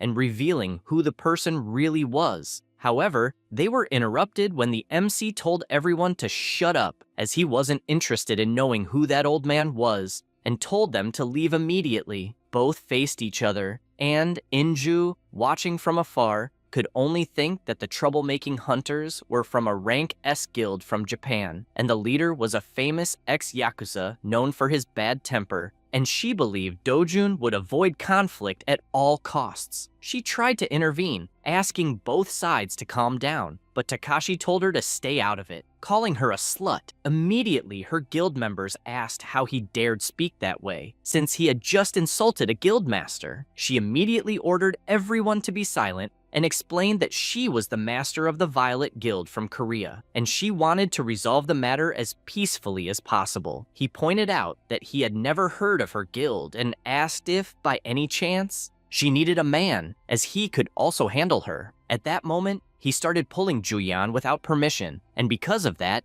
the MC stepped in to stop it. In doing so, he took a punch to the cheek, and Takashi, responsible for the punch, warned that he also had business to handle with Dojun and promised he would kill him later. The MC thought about some random guy having business with him and believed it was a planned provocation, and because of that, decided to accept the provocation. In the next second, MC lands a punch on Takashi's mouth, sending him flying toward the guild, leaving everyone shocked by it. MC tells everyone to step back, since the first punch was only self-defense, and assures that in a one-on-one fight, the smaller ones should stay out. Everyone becomes furious at this provocation until Takashi starts to get up, telling everyone to step back. He begins to overflow with energy and becomes increasingly powerful. Zhao Yan, watching this, starts to get worried, but deep down she hopes he beats Takashi severely. Everyone present is terrified by what they are witnessing, as MC is simply smashing the opponent's head into the ground while kicking him in all directions. Takashi cannot understand how Dojun can be so strong, and looking at him, begins to worry, as the rumors he heard about being a weak rank S were apparently false. Takashi studies MC's expression closely and concludes that if things continue, he will definitely die. Because of this, he starts running to try to escape, but Dojun appears instantly in front of him. Moreover, he asks if anyone requested him to chase that fight, although he already has an idea of who it might have been. Takashi only begs him to spare him, but he finds it amusing since now he wants to beg for his life. Then, with his fist closed, he lands a direct punch that practically deforms the ex-Yakuza's face, so strong that everyone present is completely intimidated by the sheer power. Enju confesses that she cannot believe what she is seeing, as she expected Dojun to be powerful, but not that the difference would be so colossal. MC places his foot on Takashi's head, and the guild leader says she is worried, since if things continue, the master of the Japanese guild will truly die, and therefore asks Zhu Yeon to say something. Immediately she asks Dojun to stop what he is doing, as if he continues, Takashi will truly die, but he just says not to worry, as he will take responsibility. She, however, ignores this and starts pulling him as if he were a child, since this kind of responsibility is not something simple to address, and therefore asks him to have more personal responsibility. He asks if she is sure, since as far as he knows, the stories must be eliminated. Inju asks him not to stoop so low, as he would be on the same level as trash. Zhao Yeon agrees, since the beating Takashi received should be more than enough as a lesson learned. The guildmaster takes advantage of the situation and yells for the Japanese members to behave, or they will face the same fate as their leader. Immediately, everyone bows, saying they understand perfectly. MC asks if it is some kind of joke that they only kneel, and with his intimidating expression, tells everyone to put their heads on the ground. They obey without thinking twice and continue begging all the time for forgiveness. MC looks at one of them and tells him to insult himself by calling himself a dry little turd. The long-haired one, although frustrated, obeys word for word, and everyone starts laughing while Takashi is completely exhausted, unable to do anything. After this, still in Sao Paulo, the president of the Brazilian Association looks at the report and, seeing the two Korean girls in front of him, cannot believe the absurdity he read. After all, a rank S hero was beaten to the point of being nearly crippled, and the opponent was just one man. And since Takashi was the only victim, he already imagines who could have caused this damage and laments, as he expected Korea and Japan to work together. He states that the report is accurate, and therefore there is nothing for the Brazilian Association to intervene in, and thus says they will hand the case over to the Japanese Hero Association and await their decision. Enju agrees. The association leader asks if anything unusual happened at the Santarem Rift. They are confused by this question and respond that nothing particular occurred. Then he comments that Dojun's name appeared the most in the report, but does not understand why he is not present. They try to stall and respond that MC was busy packing his bags. Meanwhile, at the hospital, Takashi is completely terrified since none other than Dojun is standing in front of him holding a bouquet of flowers. He tells him to stay quiet as he is on an official visit to the hospital. Then, holding one of the lynx's eyes, he points directly at Takashi's eyes, who becomes instantly hypnotized. The MC asks his questions, and the guild master explains that because of trash like him, he caused problems for the Korean guild, in addition to saying that the Yakuza group is shit. The MC begins to leave the hospital, thinking about that last phrase said about the most famous terrorist group in Japan. The news of the confrontation between Korea and Japan quickly spread, and the president of the Korean Heroes Association asks if by any chance Dojun solved all the problems. Hongi replies that yes, and that news about him is trending every day, but he questions if it is really true that the Japanese Association gave up the investigation. Taiwan says that it was Takashi himself, the victim, who said that. They conclude that it is very strange for something like that to come from Takashi, and therefore it must mean that there is something that even Japan wants to avoid. The Four Eyes gets curious about this theory and asks what he has in mind, but he just says he doesn't know, since the only thing he has in mind is that soon he needs to meet with Dojun because he feels that the balance of the world's heroes will be shaken. After that, on D1, the operation to close the Brazilian Rift Zone is only 1 day away, and the Korean heroes arrived early to adapt to the area. In addition to several interactions between heroes from all over the world happening, even sharing joint operations and detailed individual plans. A pre-battle party was held to encourage success, and definitely, the star was Dojin. Several people did everything to talk to him, and Inju comments that apparently the rumor that the MC defeated Takashi spread globally, and even though everyone talks about it, Dojun doesn't brag about anything, which makes this feat even more incredible. Jo-yeon just watches from afar, immersed in thoughts. The clan leader notices that her friend is daydreaming, and looking to the side, she sees a woman running toward the MC. She knows that the woman in question is Gloria Tyler, an S-rank heroine who is #1 in the world, ranking of most handsome heroes. Seeing this, Inju slaps her friend to wake her up and starts shouting, asking if that is enough to ruin her mood, besides wanting to know why she is sitting when she should act right away. The MC hears the shouts,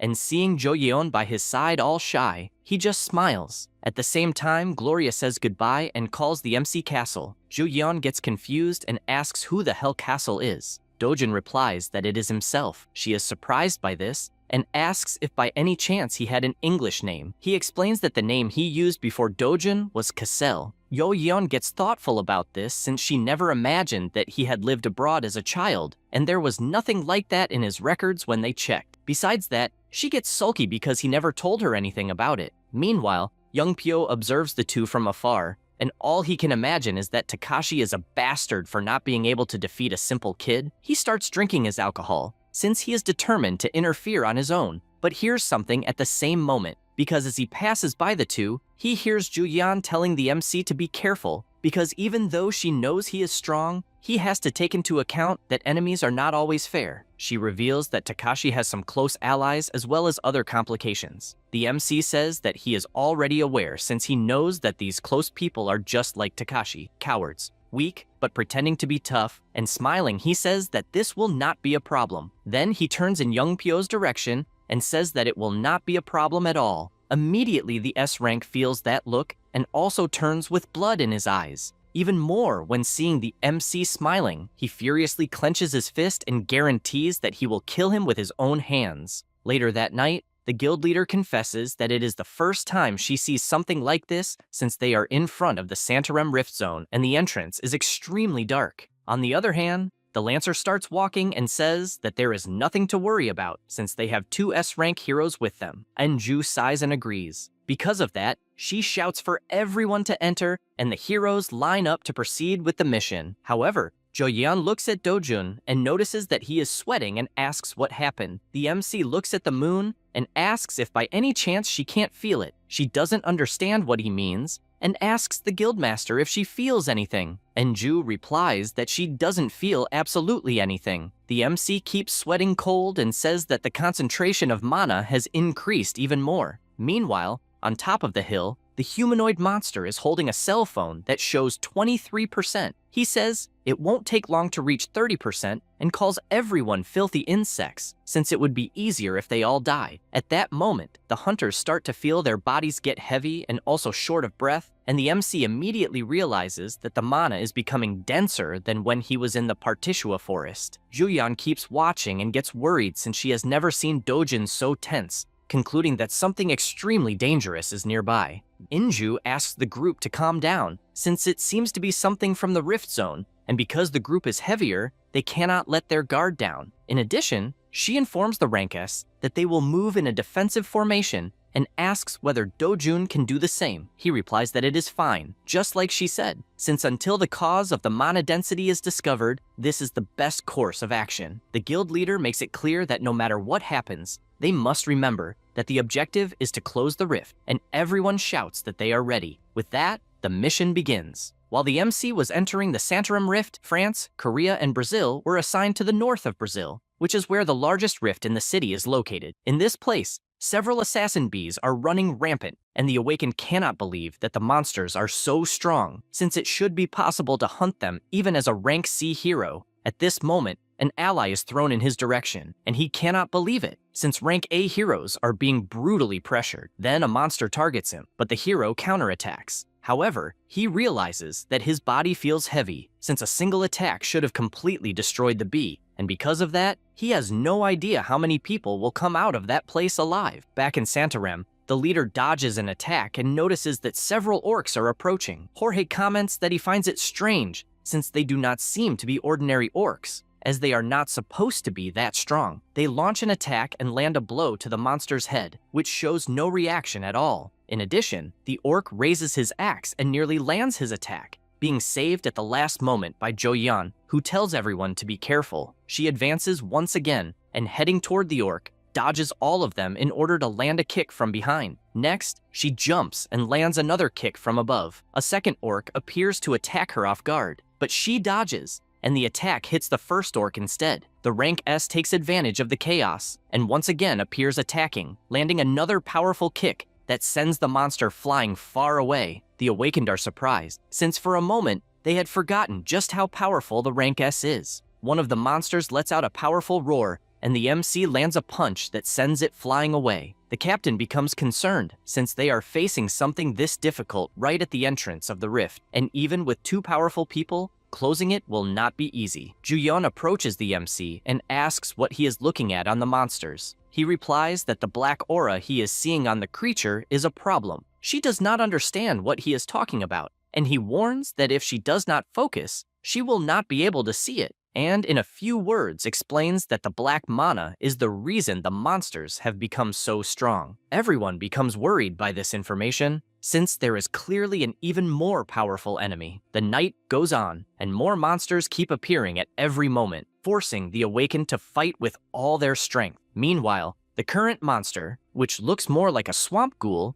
keeps growing larger and larger, and they despair, since the monsters are far stronger than normal. Then, without being able to react, they receive an attack from the monster that sends them flying away. One of them panics, since the blow was strong enough to tear even the combat vest, and this is far too dangerous, and they do not understand what the hell is happening. At that moment, a giant ghoul appears behind him, but the captain appears and blows up the monster. More monsters appear, but she puts an end to all of them. She stops to reflect that if the swamp ghouls are already this powerful, then Valkyra will be even more dangerous. And this is definitely a strange rift. Only then does something cross her mind, as it might be that this is happening in rifts all over the world, and not just in Brazil. Meanwhile, in the rift near Manaus, an Awakened is running with all his strength, since he witnessed even the powerful Brazilian Awakened Arvado die, as well as the Frenchman David. And all of this because of the single monster, Valkyra. The MC explains to Jo-yeon about Valkyra,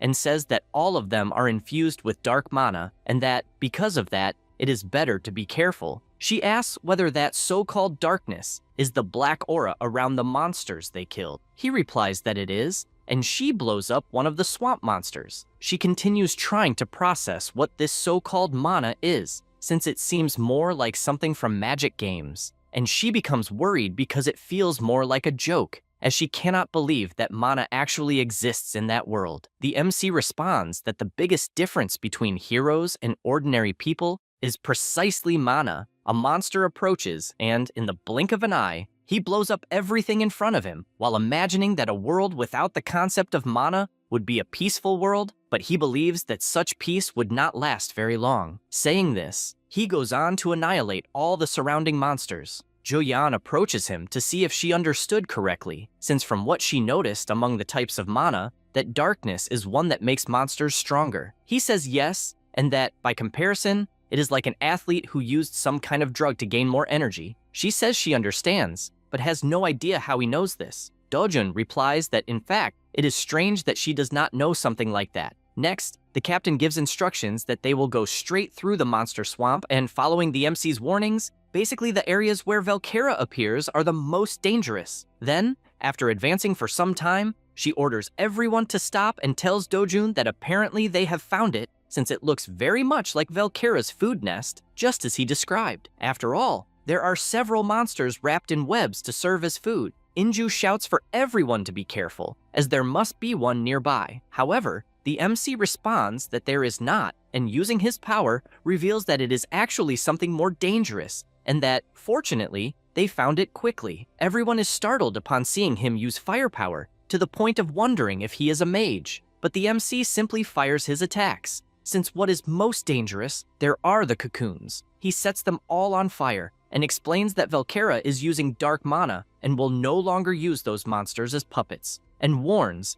that if they do not deal with it soon, the number of monsters will increase and they will end up dying, which is why they need to go after Valkyra at once. Everyone is shocked by this information, and Inju admits that she is surprised, since it is Dojun's first time in that place, and yet he is not lost at all, and the more she looks, the more incredible she finds him. The others think the same, since at first they thought that he was just a strong guy, but that level has already surpassed human capacity. At that moment, Julian goes up to him and, asking him to be honest, wonders if by any chance this is his second life or something like that, like in isekai games. He laughs at that and imagines that it could indeed be considered a second life or something similar. Then, he asks how far they are from the core of the rift. She says that as soon as they leave the forest, they will be halfway there. He then says that they will finish it that same day. This leaves the two girls surprised, since it seems impossible. The leader tries to explain that it may seem possible for him, but not for the guild members, since most of them have used almost all the strength they had. He notices the situation everyone is in,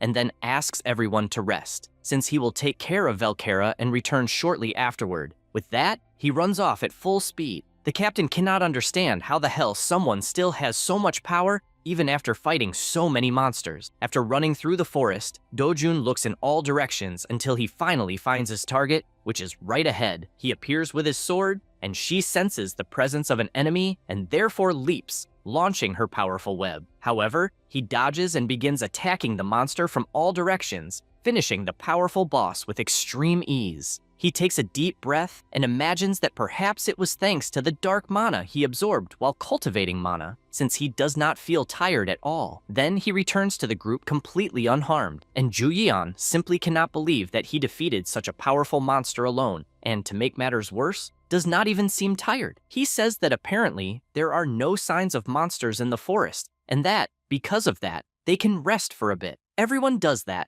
and the MC starts roasting monster meat. Jorge sees this, and a bit embarrassed, asks if he could try it as well. Dojun hands over the skewer, and the guy thanks him. Meiki, curious, asks why he wants to eat that meat out of nowhere, and he replies that he wants to test whether the MC became so strong by eating it. The guy finds it interesting, since he also wants to test it because he has nothing to lose, and they start eating like crazy. Seeing this, Dojun finds it amusing, since that meat does nothing other than satisfy hunger. However, he does not want to shatter the awakened one's faith that they will become stronger from it, and because of that, he releases his power as a small gift, buffing the players. They immediately feel the effect and celebrate, since after eating the meat, they felt full of energy. The MC likes seeing them happy, and the captain soon begins to explain that if they continue in that direction, they will reach the rift's core. But since everyone is tired, she believes it is better to leave and return the next day. However, since Dojun said it would be possible to close it that very night, maybe they can take the risk, since they have sufficient supplies. He analyzes the situation and turns to ask Julian what she thinks. She admits that she would be lying if she said she was not tired, since thanks to the mana of darkness, the monsters became absurdly stronger. He thinks about this for a moment, since his plan was to delay closing the rift as much as possible to secure the materials, including the blue heart of a crocodile that can only be found in Brazil. However,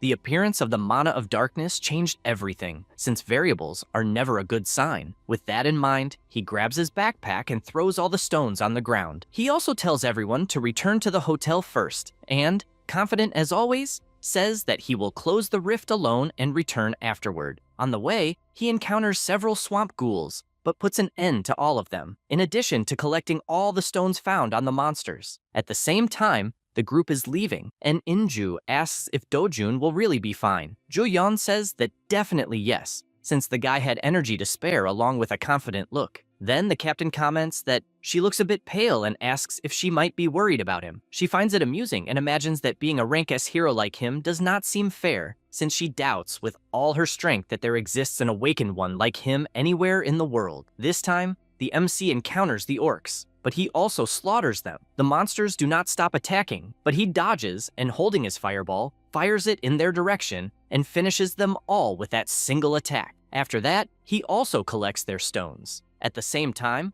the group has finally exited the rift and continues walking back to headquarters. On the inside, the massacre continues, with the MC being merciless. He takes the heart that was behind and places it inside a jar. Then, he goes to the other bodies and removes all the stones he finds and realizes that in the end, he obtained quite a lot of material. He puts everything into his backpack and leaves. Meanwhile, at the headquarters of the Brazilian Association of Heroes, everyone is restless until they notice that the rift that was in Santarém has simply disappeared. They do not quite understand what happened, but they celebrate since the rift was finally closed. They wonder where the team from there is, and from what they notice, there is only a Korean team. However, they find it strange, since the guild reported that it had returned from the rift 10 minutes ago. Because of that, they have no idea what is going on. 10 minutes earlier, inside the rift, the two-headed ogre finally appeared, and the MC comments that the monsters evolved rapidly because of the mana of darkness. The orc lifts its leg and tries to crush Dojun, who, upon dodging, realizes that the core is right behind the monster. He prepares his sword to end it once and for all, and, charging his fire energy into the weapon,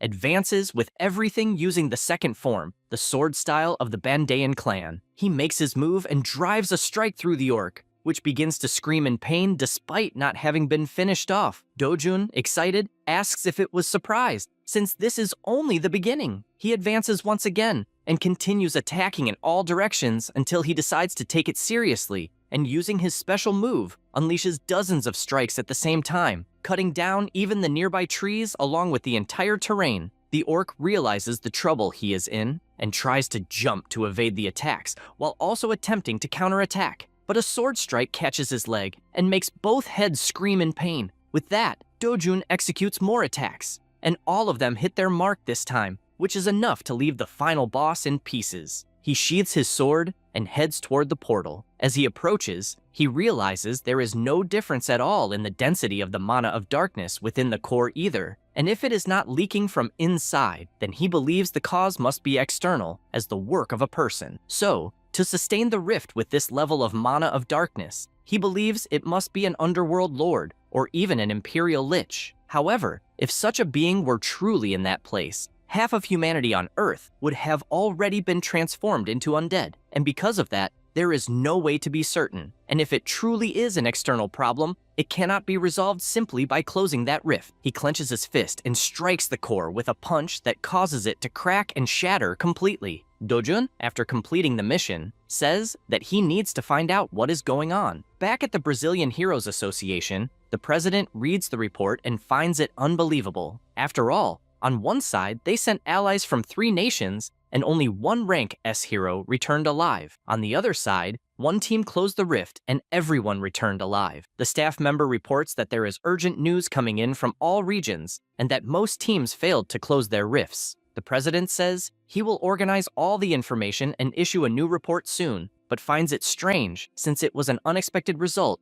even though there was a rank S hero at each rift, and the only team that succeeded was the one from Korea, led by Juyeon. The staff member says it is difficult to even call it a Korean team. The president does not understand what he means and wonders if he missed something, since as far as he knows, it was the Korean team that was sent to Santarém, until he realizes that in fact, the rift was closed well after the team had already returned. This makes him ask how the hell it was still closed and where the heroine Juyeon is. The staff member informs him that she is almost arriving at the association, and immediately the president stands up, since they need to find her right away. As soon as Juyeon and the rest of the team exited the rift, it took them about 1 hour to reach the association. Meanwhile, Dojin closed the rift alone and entered another one. He realizes that the core is underwater and decides that it is another way to find it. After that, Jo-yeon meets with the president of the Brazilian Heroes Association and says that as long as it is Dojun, anything is possible. He says that he cannot believe such an absurd claim, since that would mean the MC truly closed the rift alone. He falls silent for a moment and reveals a confidential matter, that in other regions, several rank S heroes have died. She says that if it were not for Dojun, she would have met the same fate. The president can no longer think clearly, as it is something hard to believe, in addition to the story of the monsters having been strengthened by this so-called mana of darkness,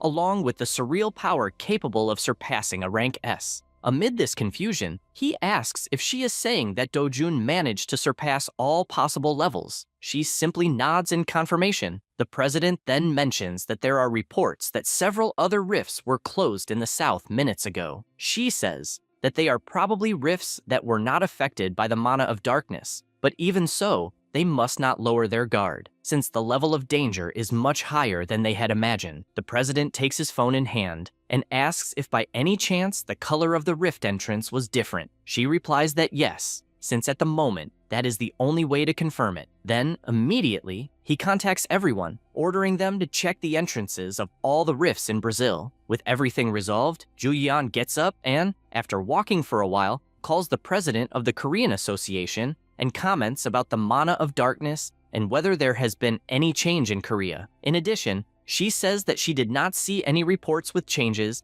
and assures that she will continue to keep an eye on it. After hanging up, she imagines that even with several rank S heroes, it is very difficult to deal with many monsters strengthened by this mana. The president thinks the same, since if by any chance the boss of a rift is also strengthened in this way, they will have an even bigger problem, and the two conclude that they need to prepare as much as possible. Returning to the MC, he imagines that in rivers, lakes, and islands, there are many zones with that type of territory. The problem is that humans do not breathe underwater, but there are some heroes with special abilities for this specific territory. One example is the hero from New Zealand, Ivan Rupert, the aquatic rank S hero. This guy is very famous, especially because he managed to solve the problem of aquatic pollution throughout the world, and he achieved this thanks to the ability to breathe underwater. The MC begins to submerge and soon feels the mana of darkness at the bottom of the river. He then starts swimming, and upon seeing a darkness, deduces that it is because of the mana. He continues approaching and decides to suppress the shock. As he gets closer, he begins to increase his resistance until he finally reaches the ground. A monster was already at the bottom and immediately swims toward him. He considers whether it might be an Ericon, and it even appears to be strengthened by the mana of darkness. He gathers energy in his body and blows up the monster that tried to wrap itself around his body. The MC thinks this is a mess, and when he looks to the side, he sees more fish approaching, and they begin to devour the parts of the Ericon piece by piece. Dojin knows that if Ivan Rupert were in that place, he would definitely be shocked by what he would witness. He knows that he needs to move his body freely while keeping his feet firmly on the ground, punching the monsters at the highest possible speed. Even so, the monsters do not stop appearing, and he finds himself completely surrounded. He reflects that he needs to put an end to all of them at once, and swims away at high speed until something catches his attention, since he has finally found his target. He feels happy, since it was a surprise to find the Acromos there, because in the world he lived in, those who became mere legends had something in common, which was hunting Acromos when they were still unknown. He knows that he cannot miss this golden chance. The monster begins to act strangely, and a dimensional portal appears in its mouth. The MC immediately takes action, because he knows that the Acromos has no natural enemy, and that no matter the opponent,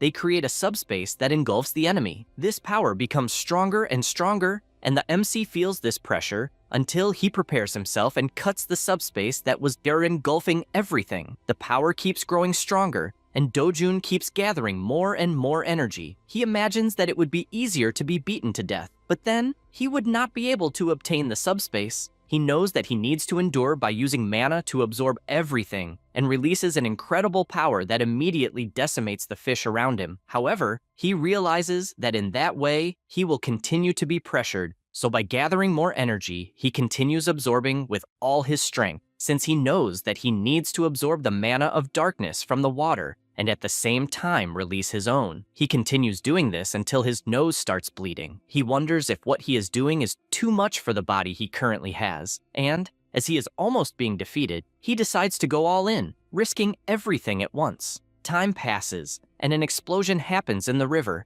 and both leap out of the water. The MC celebrates, since he finally obtained it, because he is holding the subspace of Kremos in his hands. He falls back into the water, and everything becomes silent. Sometime later, already on the riverbank, he finally wakes up next to several ducks and suddenly sneezes, making the birds fly away. He tries to process what happened and imagines that he fainted. Then, as he gets up, he decides to check how his mana is and realizes that it has become much larger compared to the last time. In addition, there is another interesting thing, because now he possesses the subspace and thinks that it was definitely the best thing he has obtained so far. He throws his backpack away to store it in his new dimension and stretches after this achievement, concluding that there is nothing else to do in that rift, so he will close it and return to the Brazilian Association. After some time at the Korean Heroes Association, Ingu says that although it is not the official announcement, they are saying that the deaths of the heroes are real. The association president laments it, since they lost talents they could not afford to lose. The Four Eyes says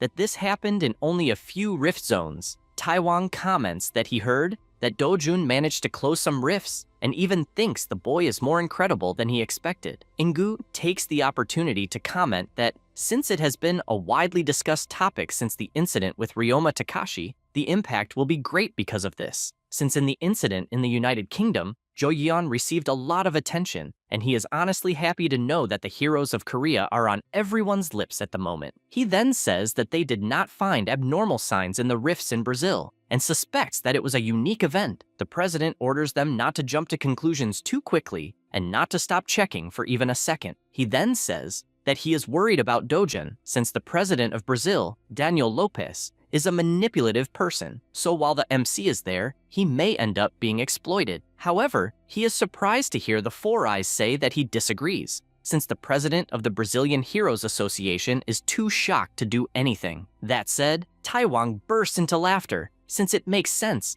and this makes Dojun even more impressive. At this moment, Daniel is sweating cold and looks at the MC, asking if perhaps this is not too big a demand for him. Dojun asks what he means by that and stands up, since in that case there is nothing more to say. As he is leaving, the president shouts, calling him back, and asks him to consider the security of Brazil, since this is his duty as an S-rank hero. The MC, with his no-nonsense face, says that he closed 2 rifts alone, and therefore has no obligation to do anything, besides wanting to know why they do not send the Brazilian heroes to do something if they are complaining. He then asks not to take it the wrong way, since the security of Brazil has nothing to do with him, and also questions whether, if these rifts opened in Korea, they would send the heroes of Brazil to help. The president's assistant says that the situation is very serious, since all zones within a radius of 500 kilometers of Santarém are inaccessible. Daniel reinforces that there is nothing they can do and, with his head down, says that if something happens again,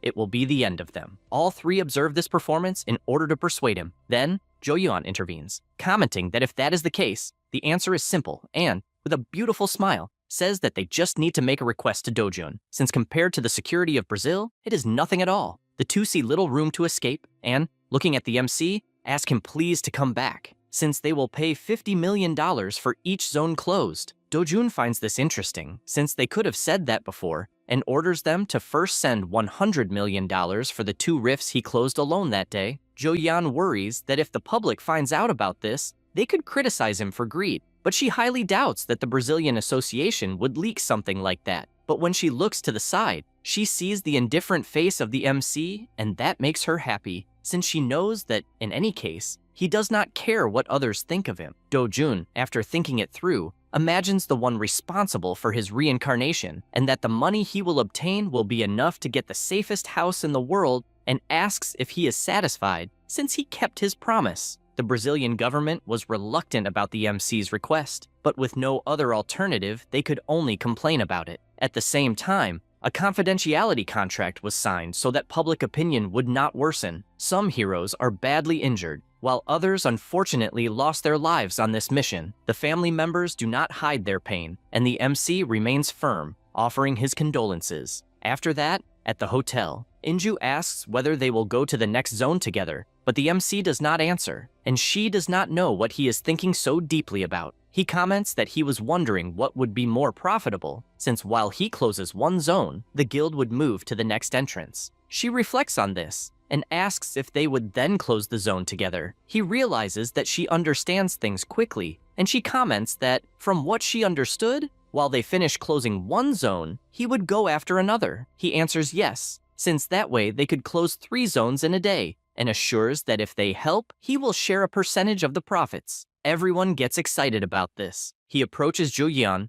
and asks her not to overdo it until he arrives, since she should focus on protecting the guild members. She gets embarrassed by this closeness and replies that she will do so. Everyone around starts whispering that a rank S is blushing next to the MC and that they are probably dating. Sometime later, the MC goes adventuring again, until he looks to the side and notices a monster trying to attack. He finds it interesting to have found a fake Cyclops and decides not to waste time counterattacking, thinking it is interesting because he will make good money from it. He lands a punch, but the Cyclops remains intact. The MC is surprised to see that the monster has a very tough body, but that only makes him more excited since he can test his new technique. The Cyclops advances, but Dojun does the same and even lands a kick that leaves the monster dazed, and because of that, it screams, entering a state of fury, and the MC takes advantage of the opportunity and uses his subspace, which swallows the monster's attack and makes it appear above its head, hitting its own head with the attack. Dojun realizes that this ability is not very good to use in combat since it consumes a lot of mana. After some time, the Southern Rift Zone was closed. The president of the Brazilian Association is monitoring everything from headquarters and reflects that it took 8 hours to close the rift and that it would definitely be a problem for them. Because of this, he orders the transfer to be made, and another $50 million are transferred to Dojun. The assistant comments that if this continues, they will lose billions of dollars in just a few days. Daniel replies that they cannot let the MC take everything. The boy does not quite understand what he means, and asks if, by any chance, it is to delay the payment. The president calls him an idiot, since if they do that, Dojun will simply stop closing the portals and orders that all rank A and rank S heroes be summoned, since they will form a special team in opposition to him. In addition, the reward for this team will be $10 million, and they are to help them as much as possible by closing the rifts faster than Dojun. He wants to pay to see who will close the rifts faster. Dojun versus all the heroes of a nation. Meanwhile, elsewhere, Daniel Lopez sends a text message to someone. It was to Young Pyo, who upon seeing who the message is from, imagines that the person has finally made a decision. His assistant says that there are rumors about rank S heroes dying, and that because of these rumors, people are tense. The hero says that, considering the number of people, 10 million is little, but since it will be easy, it is not bad. He also reads that it will be only one team all at once, and this irritates him, since if he ends up on the same team as Dojun, he believes it will be annoying. His assistant says that the MC is not on the list, and the hero checks more carefully and realizes that not even Juyeon and Inju are on it, and he begins to worry, without understanding what the hell is going on. Back in Brazil, the MC receives the transfer, and Juyeon asks if the association is transferring correctly. He replies yes, and she explains that apparently the government got irritated with the agreement and gathered heroes from all nations. He finds this interesting and says that indeed they are not idiots to act that way. She says that apparently he is being too generous since, in her own view, the association is acting in bad faith. The MC can only think that at least he secured the money he promised to the real Dojun, and nothing else matters. And he knows that from that moment on, he only needs one thing. Since the Brazilian Association wanted a competition, both teams accelerated their results. The government is going all out, monitoring everything. Zone AO35 was closed at 15 hours by Dojun together with the Flower Guild. Zone CO12 was closed at 17 hours and 10 minutes by the Union of Heroes. 1 rank S hero and 5 rank A heroes suffered minor injuries, and 2 rank A heroes are in critical condition. Shortly after, Zone AO37 was closed at 21 hours and 50 minutes. And this time, it was closed alone by the MC. Several days passed, and the association was already exhausted from working so much. One of them offers an energy drink since his friend has not slept at all. Sales contaminated by the mana of darkness were quickly shut down, but this means no one is keeping an eye on the other rift zones. The areas are being monitored only by agents 24 hours a day. No one knows what might happen, so they are working non-stop. They keep their eyes on the map at all times, and the rifts are disappearing far too quickly, leaving everyone simply surprised. Dojun and the heroes had no choice but to hurry. After some time, Zone BO41 was closed and everyone at the association celebrates, since it finally ended, and the assistant rushes to the president to report that all zones within a radius of 500 kilometers of Santarem have been closed. Daniel breathes a sigh of relief, as they apparently have left the state of emergency. The boy replies that yes, and they also confirmed that all rifts with the Mana of Darkness were closed. The president says it was an excellent job, but before the assistant leaves, he mentions that there are still a few remaining rifts. However, one day would be enough to close them, and he wants to hold a party in honor of the heroes and the agents who worked hard. That night, the buffet is prepared and all the heroes are gathered with plenty of music. The MC's group arrives at the party and calls the president since they need to greet him. Daniel asks why, and Inju explains that they are planning to return to their country. He looks directly at the MC and says that there are still some remaining rifts and asks whether they should not finish the operation first. She explains that her team was assigned only to Santarem, and that is why they are leaving. The president says it does not have to be that way, and at least asks that they let Dojun stay. She does not like this at all, since it is clear that his interest is in Dojun and not in her guild, and so she turns and asks what he wants to do. Daniel wastes no time and calls him to discuss the matter in private, and the two leave so they can talk. Anju teases her friend, saying that she does not want to say goodbye to him, and Jo Yeon, embarrassed, replies that it is nothing like that. Daniel continues talking with Dojun until the MC moves away, and they soon deduce that apparently he will indeed be leaving to return to Korea until they see him going to talk to Gloria. Inju tells her to go over there quickly since she needs to see what kind of conversation the two are having. Zhao Yan says it is normal for him to talk to other people at the party, but the captain calls her an idiot since he is talking to a beautiful woman and says that if she does not want to lose him, she should go right away. She starts thinking about it, and after looking closely at the MC, imagines what kind of opportunity she might have by going to talk to him. She also imagines things like living together and so on. At that moment, Gloria steps away, saying that she will wait for his answer since he can call whenever he wants, and Jo Yeon realizes that the girl is definitely beautiful, even though Dojun did not show any reaction. She does not know if she is jealous or what the hell she is thinking. The MC goes back to Gloria and says that he would like to ask a favor, since he would like to participate in the golden market and therefore wants to receive an invitation. Jo Yeon hears this and knows that this market is a global event that happens every year in Las Vegas and does not understand what he would do in a place like that. Gloria laughs and says she agrees, but with one condition, that he must go to her house 1 week before the golden market opens. Jo Yeon simply cannot believe what she just heard and already imagines the woman trying to seduce him. She keeps wondering whether the MC will accept. Everyone falls silent for a moment, and Gloria notices the presence of the rank S and therefore says that he can respond whenever he wants. But since she has high expectations for him, she decided to send the invitation right at that moment. He looks at the invitation and knows that the VIP card is better than a common invitation. At that moment, someone approaches saying that the view is pleasant. It is Young Pyo, saying that it is a beautiful sight to see the most beautiful women from Korea and the United States together. In addition, he tells Dojun that he is also well-dressed and still accompanied by 2 beautiful women, as if he had the world in his hands. The two stare at each other for a moment, and Jo Yeon becomes worried, since the guy must be planning something. Young Pyo laughs, drawing the attention of everyone present, and asks them not to worry, since he is not trying to do anything because he only wanted to introduce a friend to them, and asks if everyone already knows this person. This draws everyone's attention, since it is the Yakuza member, Takashi. Jo Yeon cannot believe that the guy has already been discharged, and not even the president believes it, since he did not invite him precisely to avoid him meeting the MC, who beat him up.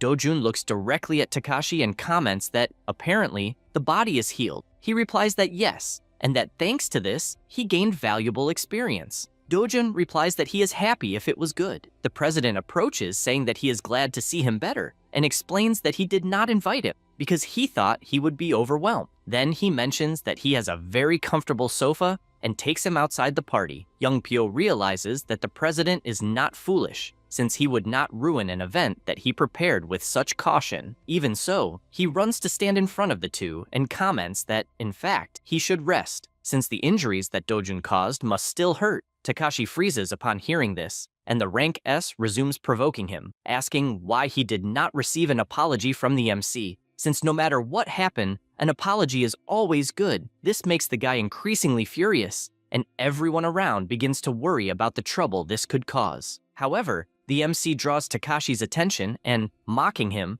comments that the Yakuzas are a bunch of scum. Youngpyo cannot believe what he heard, nor can Gloria and Jo Yeon. Takashi then turns around furiously and asks what he said. Takashi answers that obviously, the members of the gang are a bunch of scum. Youngpyo cannot believe what he is hearing. Dojin then says that, in fact, they are nothing but useless trash to society, and Takashi confirms it. Zhao Yeon becomes worried, since she feels as if she has seen this before. On the other hand, Youngpyo calls the guy's attention, wanting to know what he is doing by criticizing his own group. However, Takashi turns around with a look of fury that scares even Youngpyo. In addition, he shows his phone and plays the recording he has. The recording was of Youngpyo, in which he ordered that someone needed to die in the Brazilian Rift, and that this person who should die was Dojun. Everyone is shocked upon hearing this recording. Continuing further, Youngpyo ordered that they finish off the MC once and for all, and even concluded that, in the end, they could enjoy themselves with some girls, starting with Gloria and then perhaps Zhao Yeon, since she seemed to be a virgin. Youngpyo cannot believe it, and the MC becomes extremely excited, since he did not expect his eye to be so effective, and guarantees that he picked a fight with the wrong guy, because from that moment on, he will slowly torment him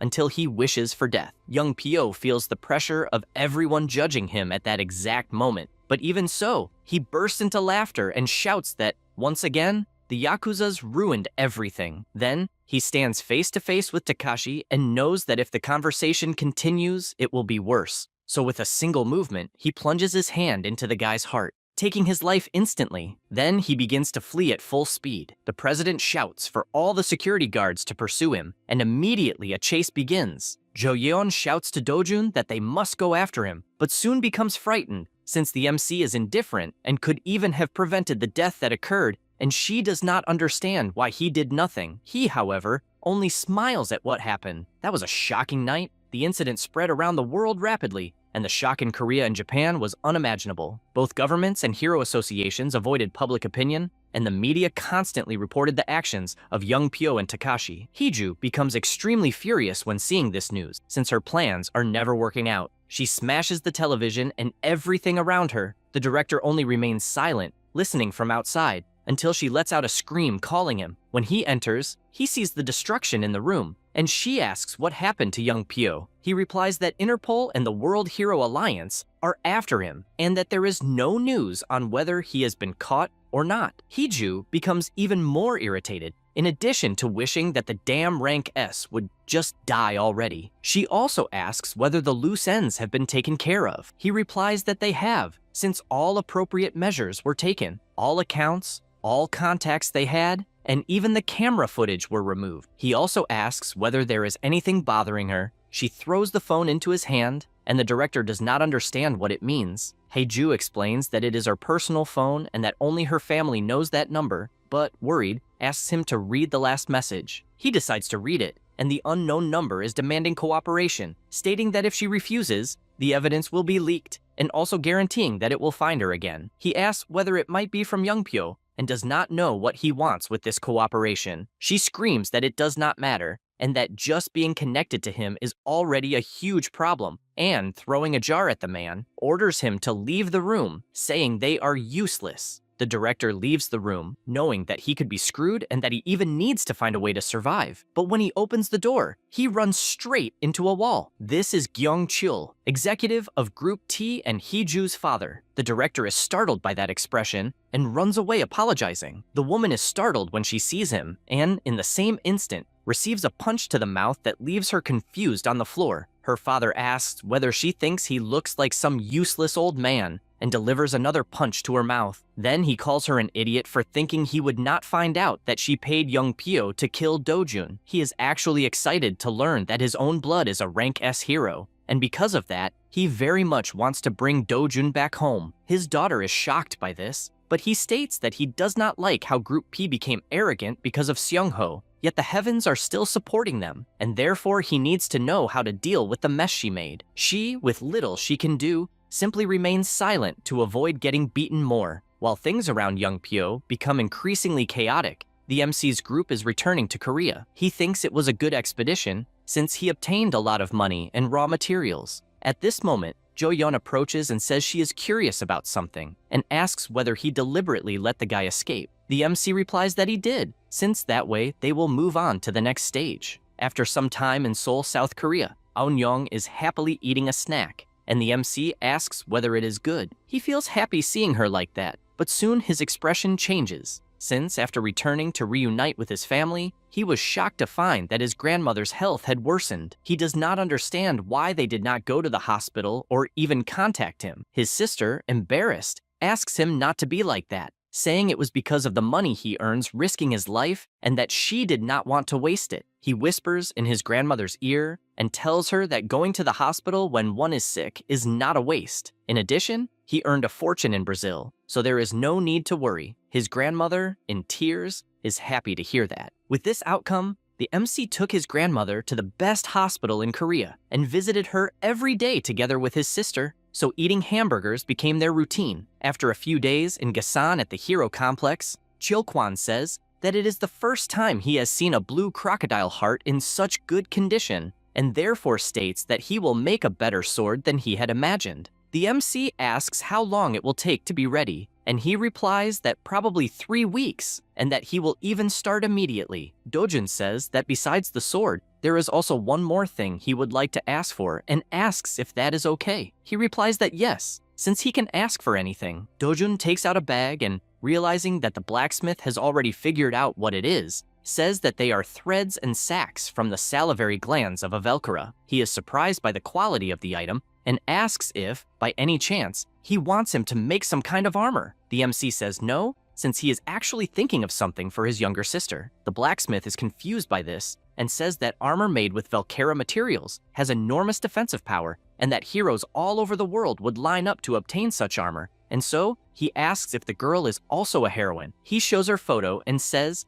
that she is a cute girl. The blacksmith carefully observes the photo since she is very young, and the MC asks if there is any problem. He says more or less, since children grow too fast, and even if it is made at that moment, it might not fit in a few years. Dojun smiles, since he was expecting something like that, and shows a liquid he obtained. He also explains that it is essence from a tialapu, and that if it is combined with the fabric, the elasticity is increased tenfold. Chilkwan asks if he is serious, since as far as he knows, Tailapu is a very common plant-type monster. The MC replies that yes, and says that he is eager for his work. The blacksmith admits that he is surprised, since just like the Cyclops blood he brought, last time he would like to know how he knows all these things. He smiles and says it is because this is his second life. After that, in the city, a man walks calmly. This is Sung-wook, Secretary General of the former Group S, currently working as a freelancer. He arrives at a staircase and goes down to Cafe Paraiso. After entering, he spots the person inside and feels pleased, since having a cafe in a basement means the owner is someone shrewd,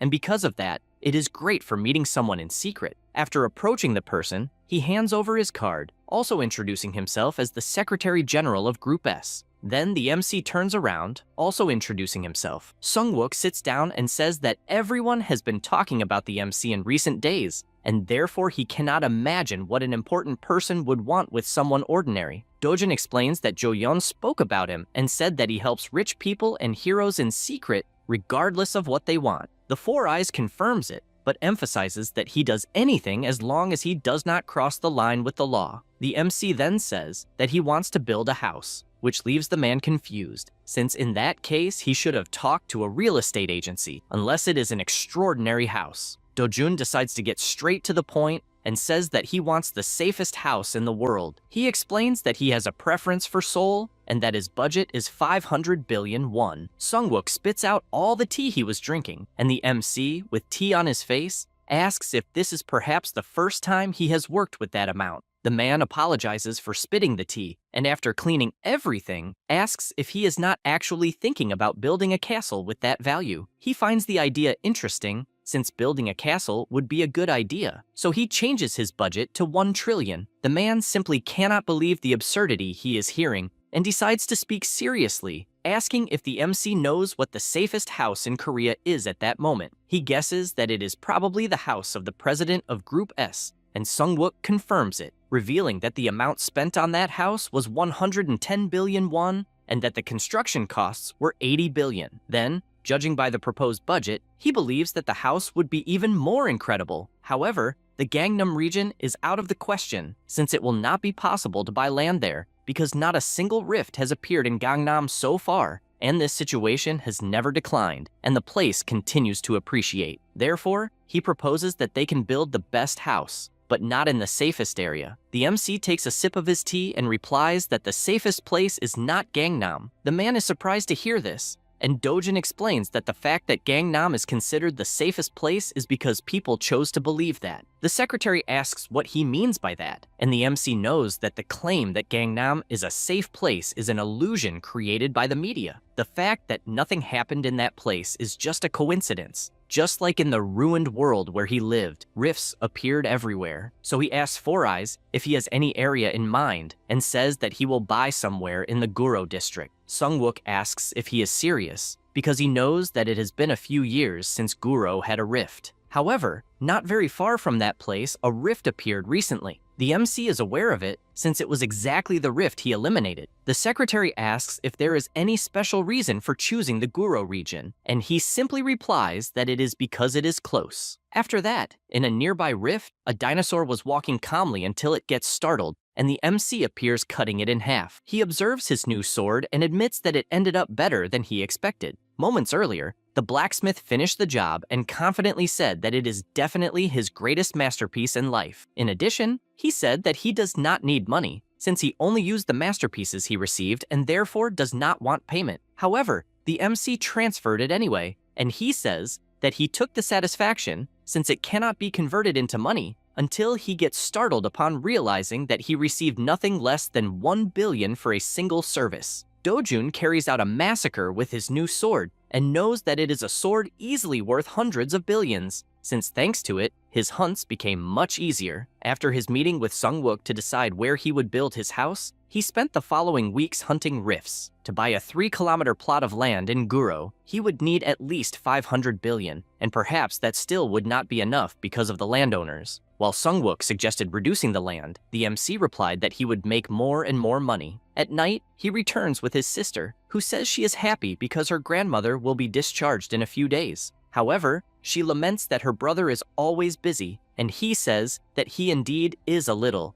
Eun-young asks him not to visit every day, since he has a little sister to do that. He gets emotional hearing those words, until a car stops in front of him asking if he happens to be Dojun. He does not understand what it is about, and the man says that the executive Gyeon Cheol sent them, and therefore asks him to please get into the car, since they were instructed to make him as comfortable as possible. The MC takes a deep breath, puts his sister on the ground, and asks her to close her eyes for a bit. Then, he starts walking and delivers a powerful kick into the car, destroying every centimeter of the vehicle. The man panics because he does not know what to do, and Dojun, furious, makes it clear that they are never to appear in front of him again. The man runs away in desperation, and the MC tries to calm his sister by saying that he only punished a bad guy who tried to separate them. She smiles and says that she will punish anyone who tries to separate them. He finds that funny, picks her up again, and places her on his shoulders so they can leave. He also thinks that apparently he is proceeding through the person who was introduced.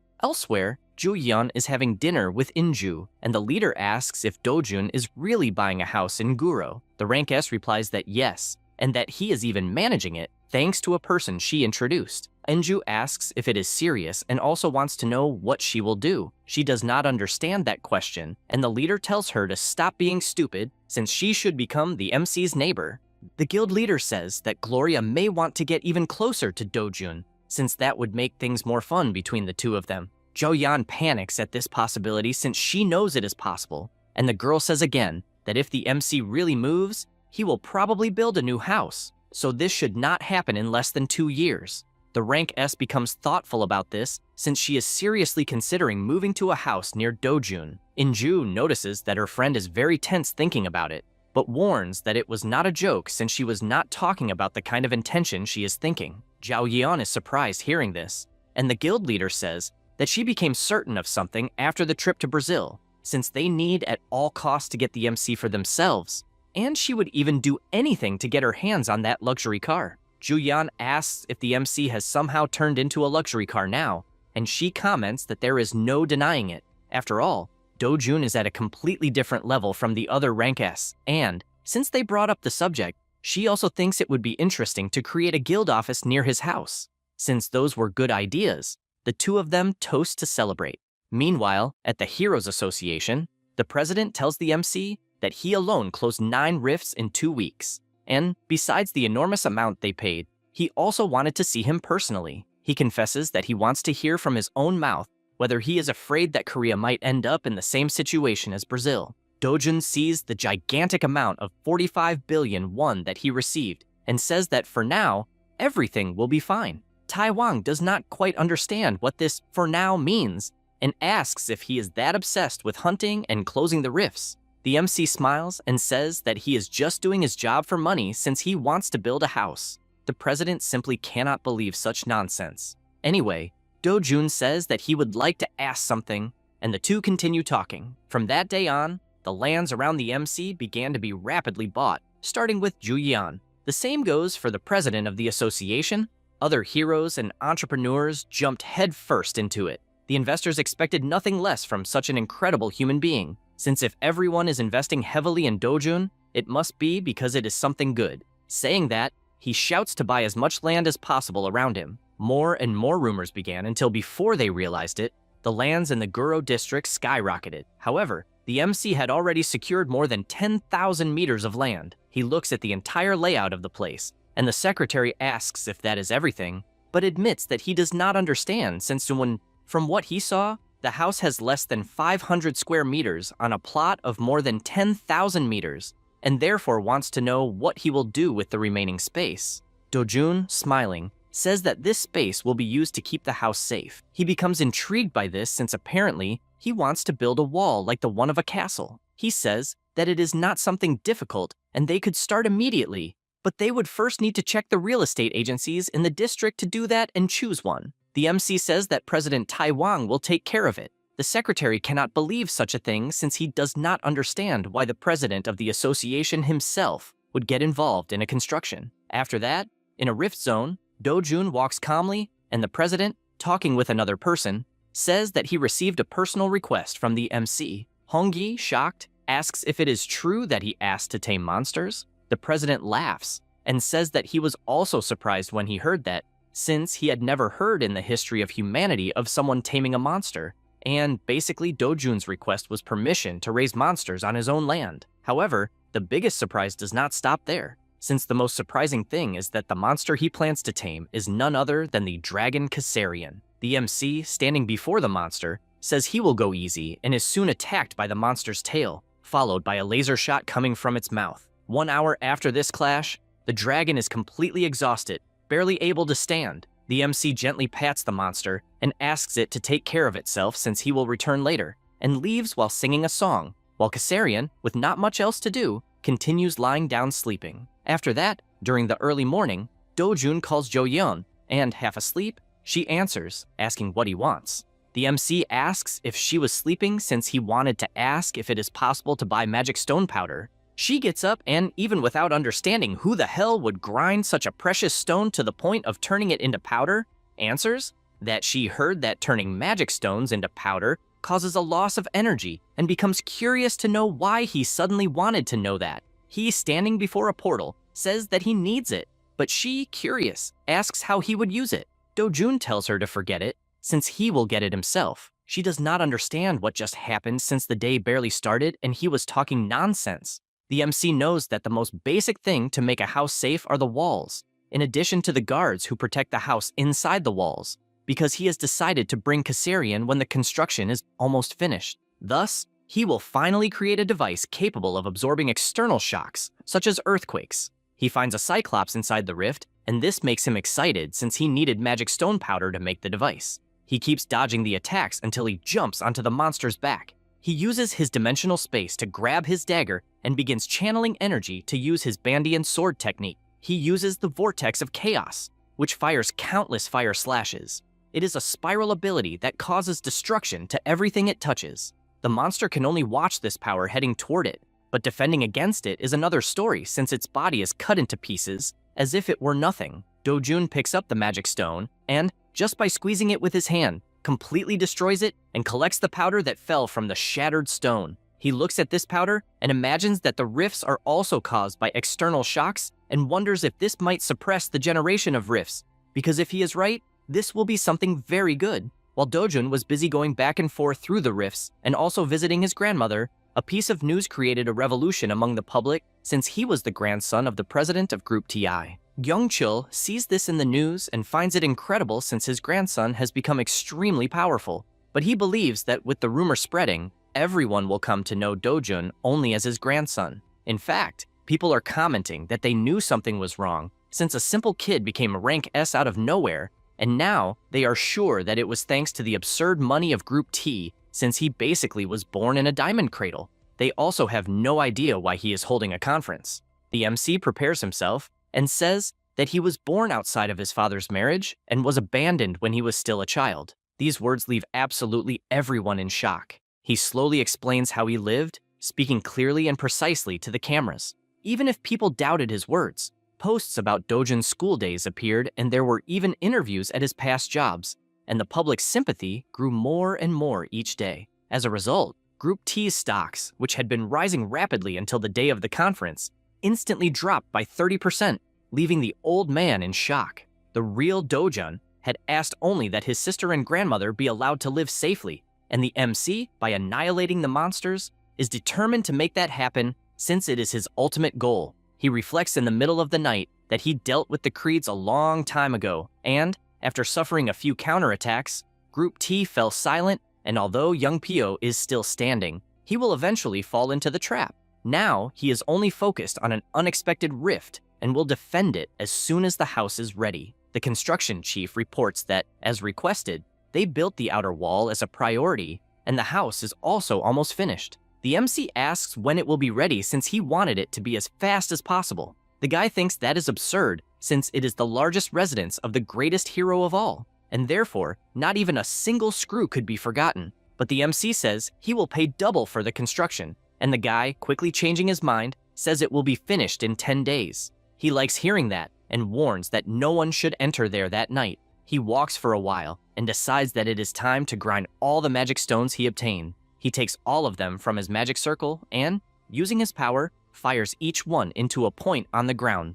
They begin to emit a strong glow, and the magic circle is finally completed. Since they are all high-level magic stones, the preparation was easy. He decides to suppress any variable with magic stone powder, and since the fortress is ready, he only needs to choose a guardian. Meanwhile, in a parking lot, Hiju shouts to kill Dojun already since she gave all the money that was needed. And even so, it still has not happened, and she cannot stand waiting anymore. Young Pio, hearing all of this, imagines that the woman was rejected by her parents and her father-in-law, and apparently is venting her anger on him. So he asks if she really wanted that, since he is holding himself back from burying everyone who left him like this, and is focusing solely on Dojun. She, still irritated, asks why he is standing still, and if he is perhaps afraid of him. He tells her to shut the hell up, and asks if the idiot thinks an S-rank fight is a child's game. He makes it clear that to finish this easily, they would have to kidnap the MC's grandmother or sister to use them. But obviously, if Dojun discovered something like that,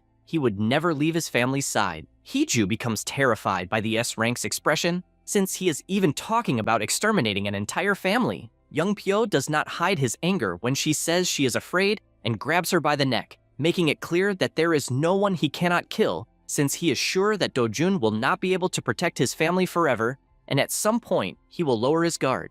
With that said, he asks if she understood well, since the only certainty he has in life is that he will kill Dojun no matter what it costs.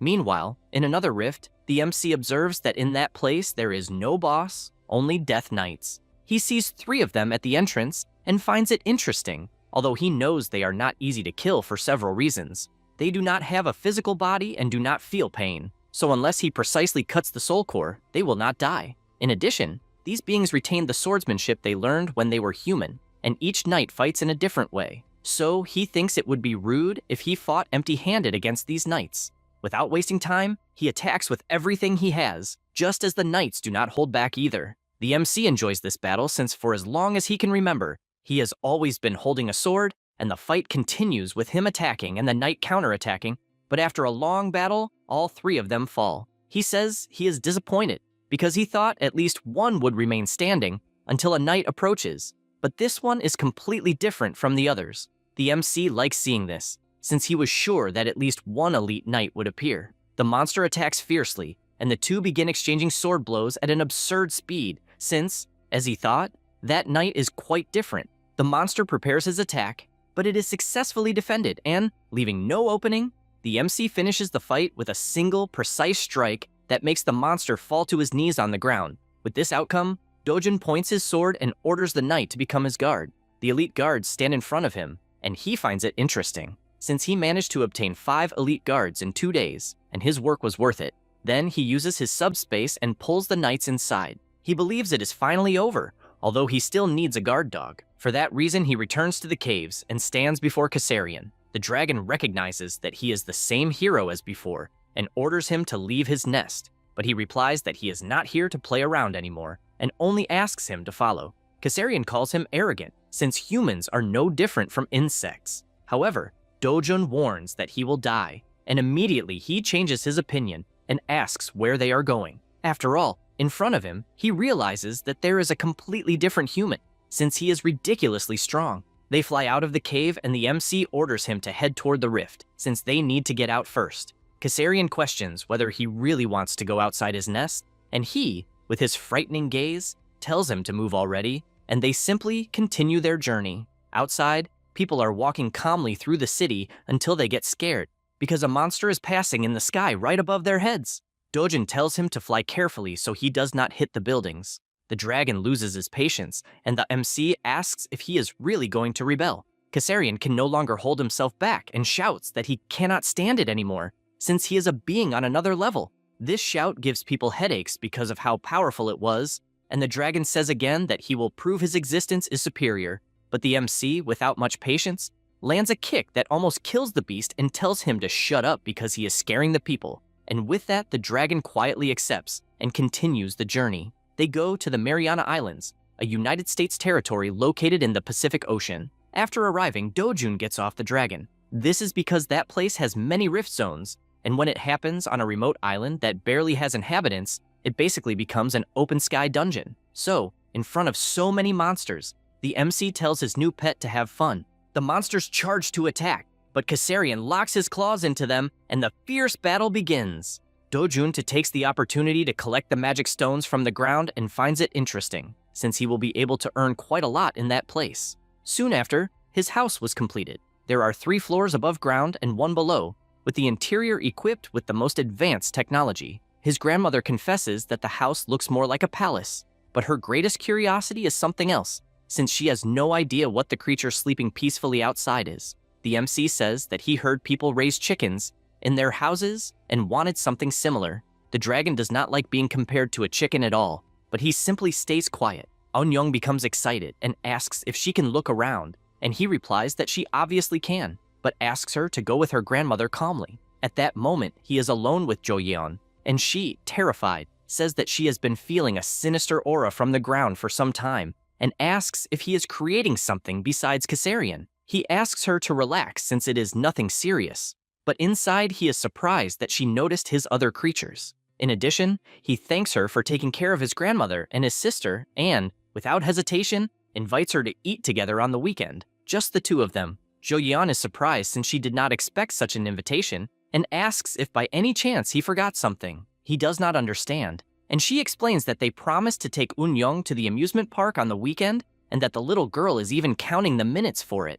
The MC finally remembers and says he has been so focused on hunting portals that he ended up forgetting, and he regrets it since his sister comes first. However, she suggests that he take her to the amusement park as well so that everything would be fine. With that, the day arrives and the 3 of them walk calmly through the park. People observe them and comment that both Dojun and Jo-yeon are absurdly beautiful, but they do not know who the little girl is and wonder if she might be their daughter. However, Other people tell them to shut up, since, if they did not see the news, the little girl is Do-jun's younger sister, and if the three of them are together, then it is proof that they are a couple. They go on every possible ride until after playing so much, On-young falls asleep since she spent all her energy. Jo-yeon is also having a lot of fun, and the MC cannot stop looking at her until she finds it strange and asks why he is staring so much. He remembers when he spoke alone with Eun-young, and she said that Jo-yeon made noodles the night before and that she likes her very much because she is caring.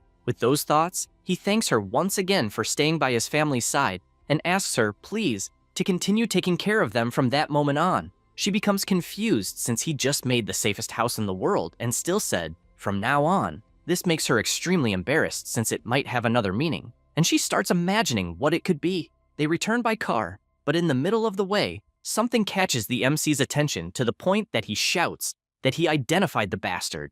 Jo-yeon gets scared and asks what he is talking about. He explains that he recognized a killing intent that invaded his house and therefore needs to go ahead, but he asks her to please take care of Eun-young. Immediately, he gets out of the car and runs at full speed, jumping from building to building. Meanwhile, at Do-jun's house, he finally reaches the top of his wall and sees Young Pyo fighting. The rank S does not understand why there are so many opponents right at the entrance and is almost killed by a single attack from Caesarion. This is his biggest doubt, since he does not understand why the hell there is a Caesarion in Do-jun's yard. The MC keeps observing from afar since, as expected, the guy waited until he and Jo-yeon were outside, and, if he were any less cowardly, he would not have fallen into this trap. He gives a signal, and all the Death Knights return to the subspace. Then the rank S becomes worried since out of nowhere, the MC suddenly appeared telling him to stop barking. This makes him extremely furious, but even so, he gets punched in the face as if it were nothing.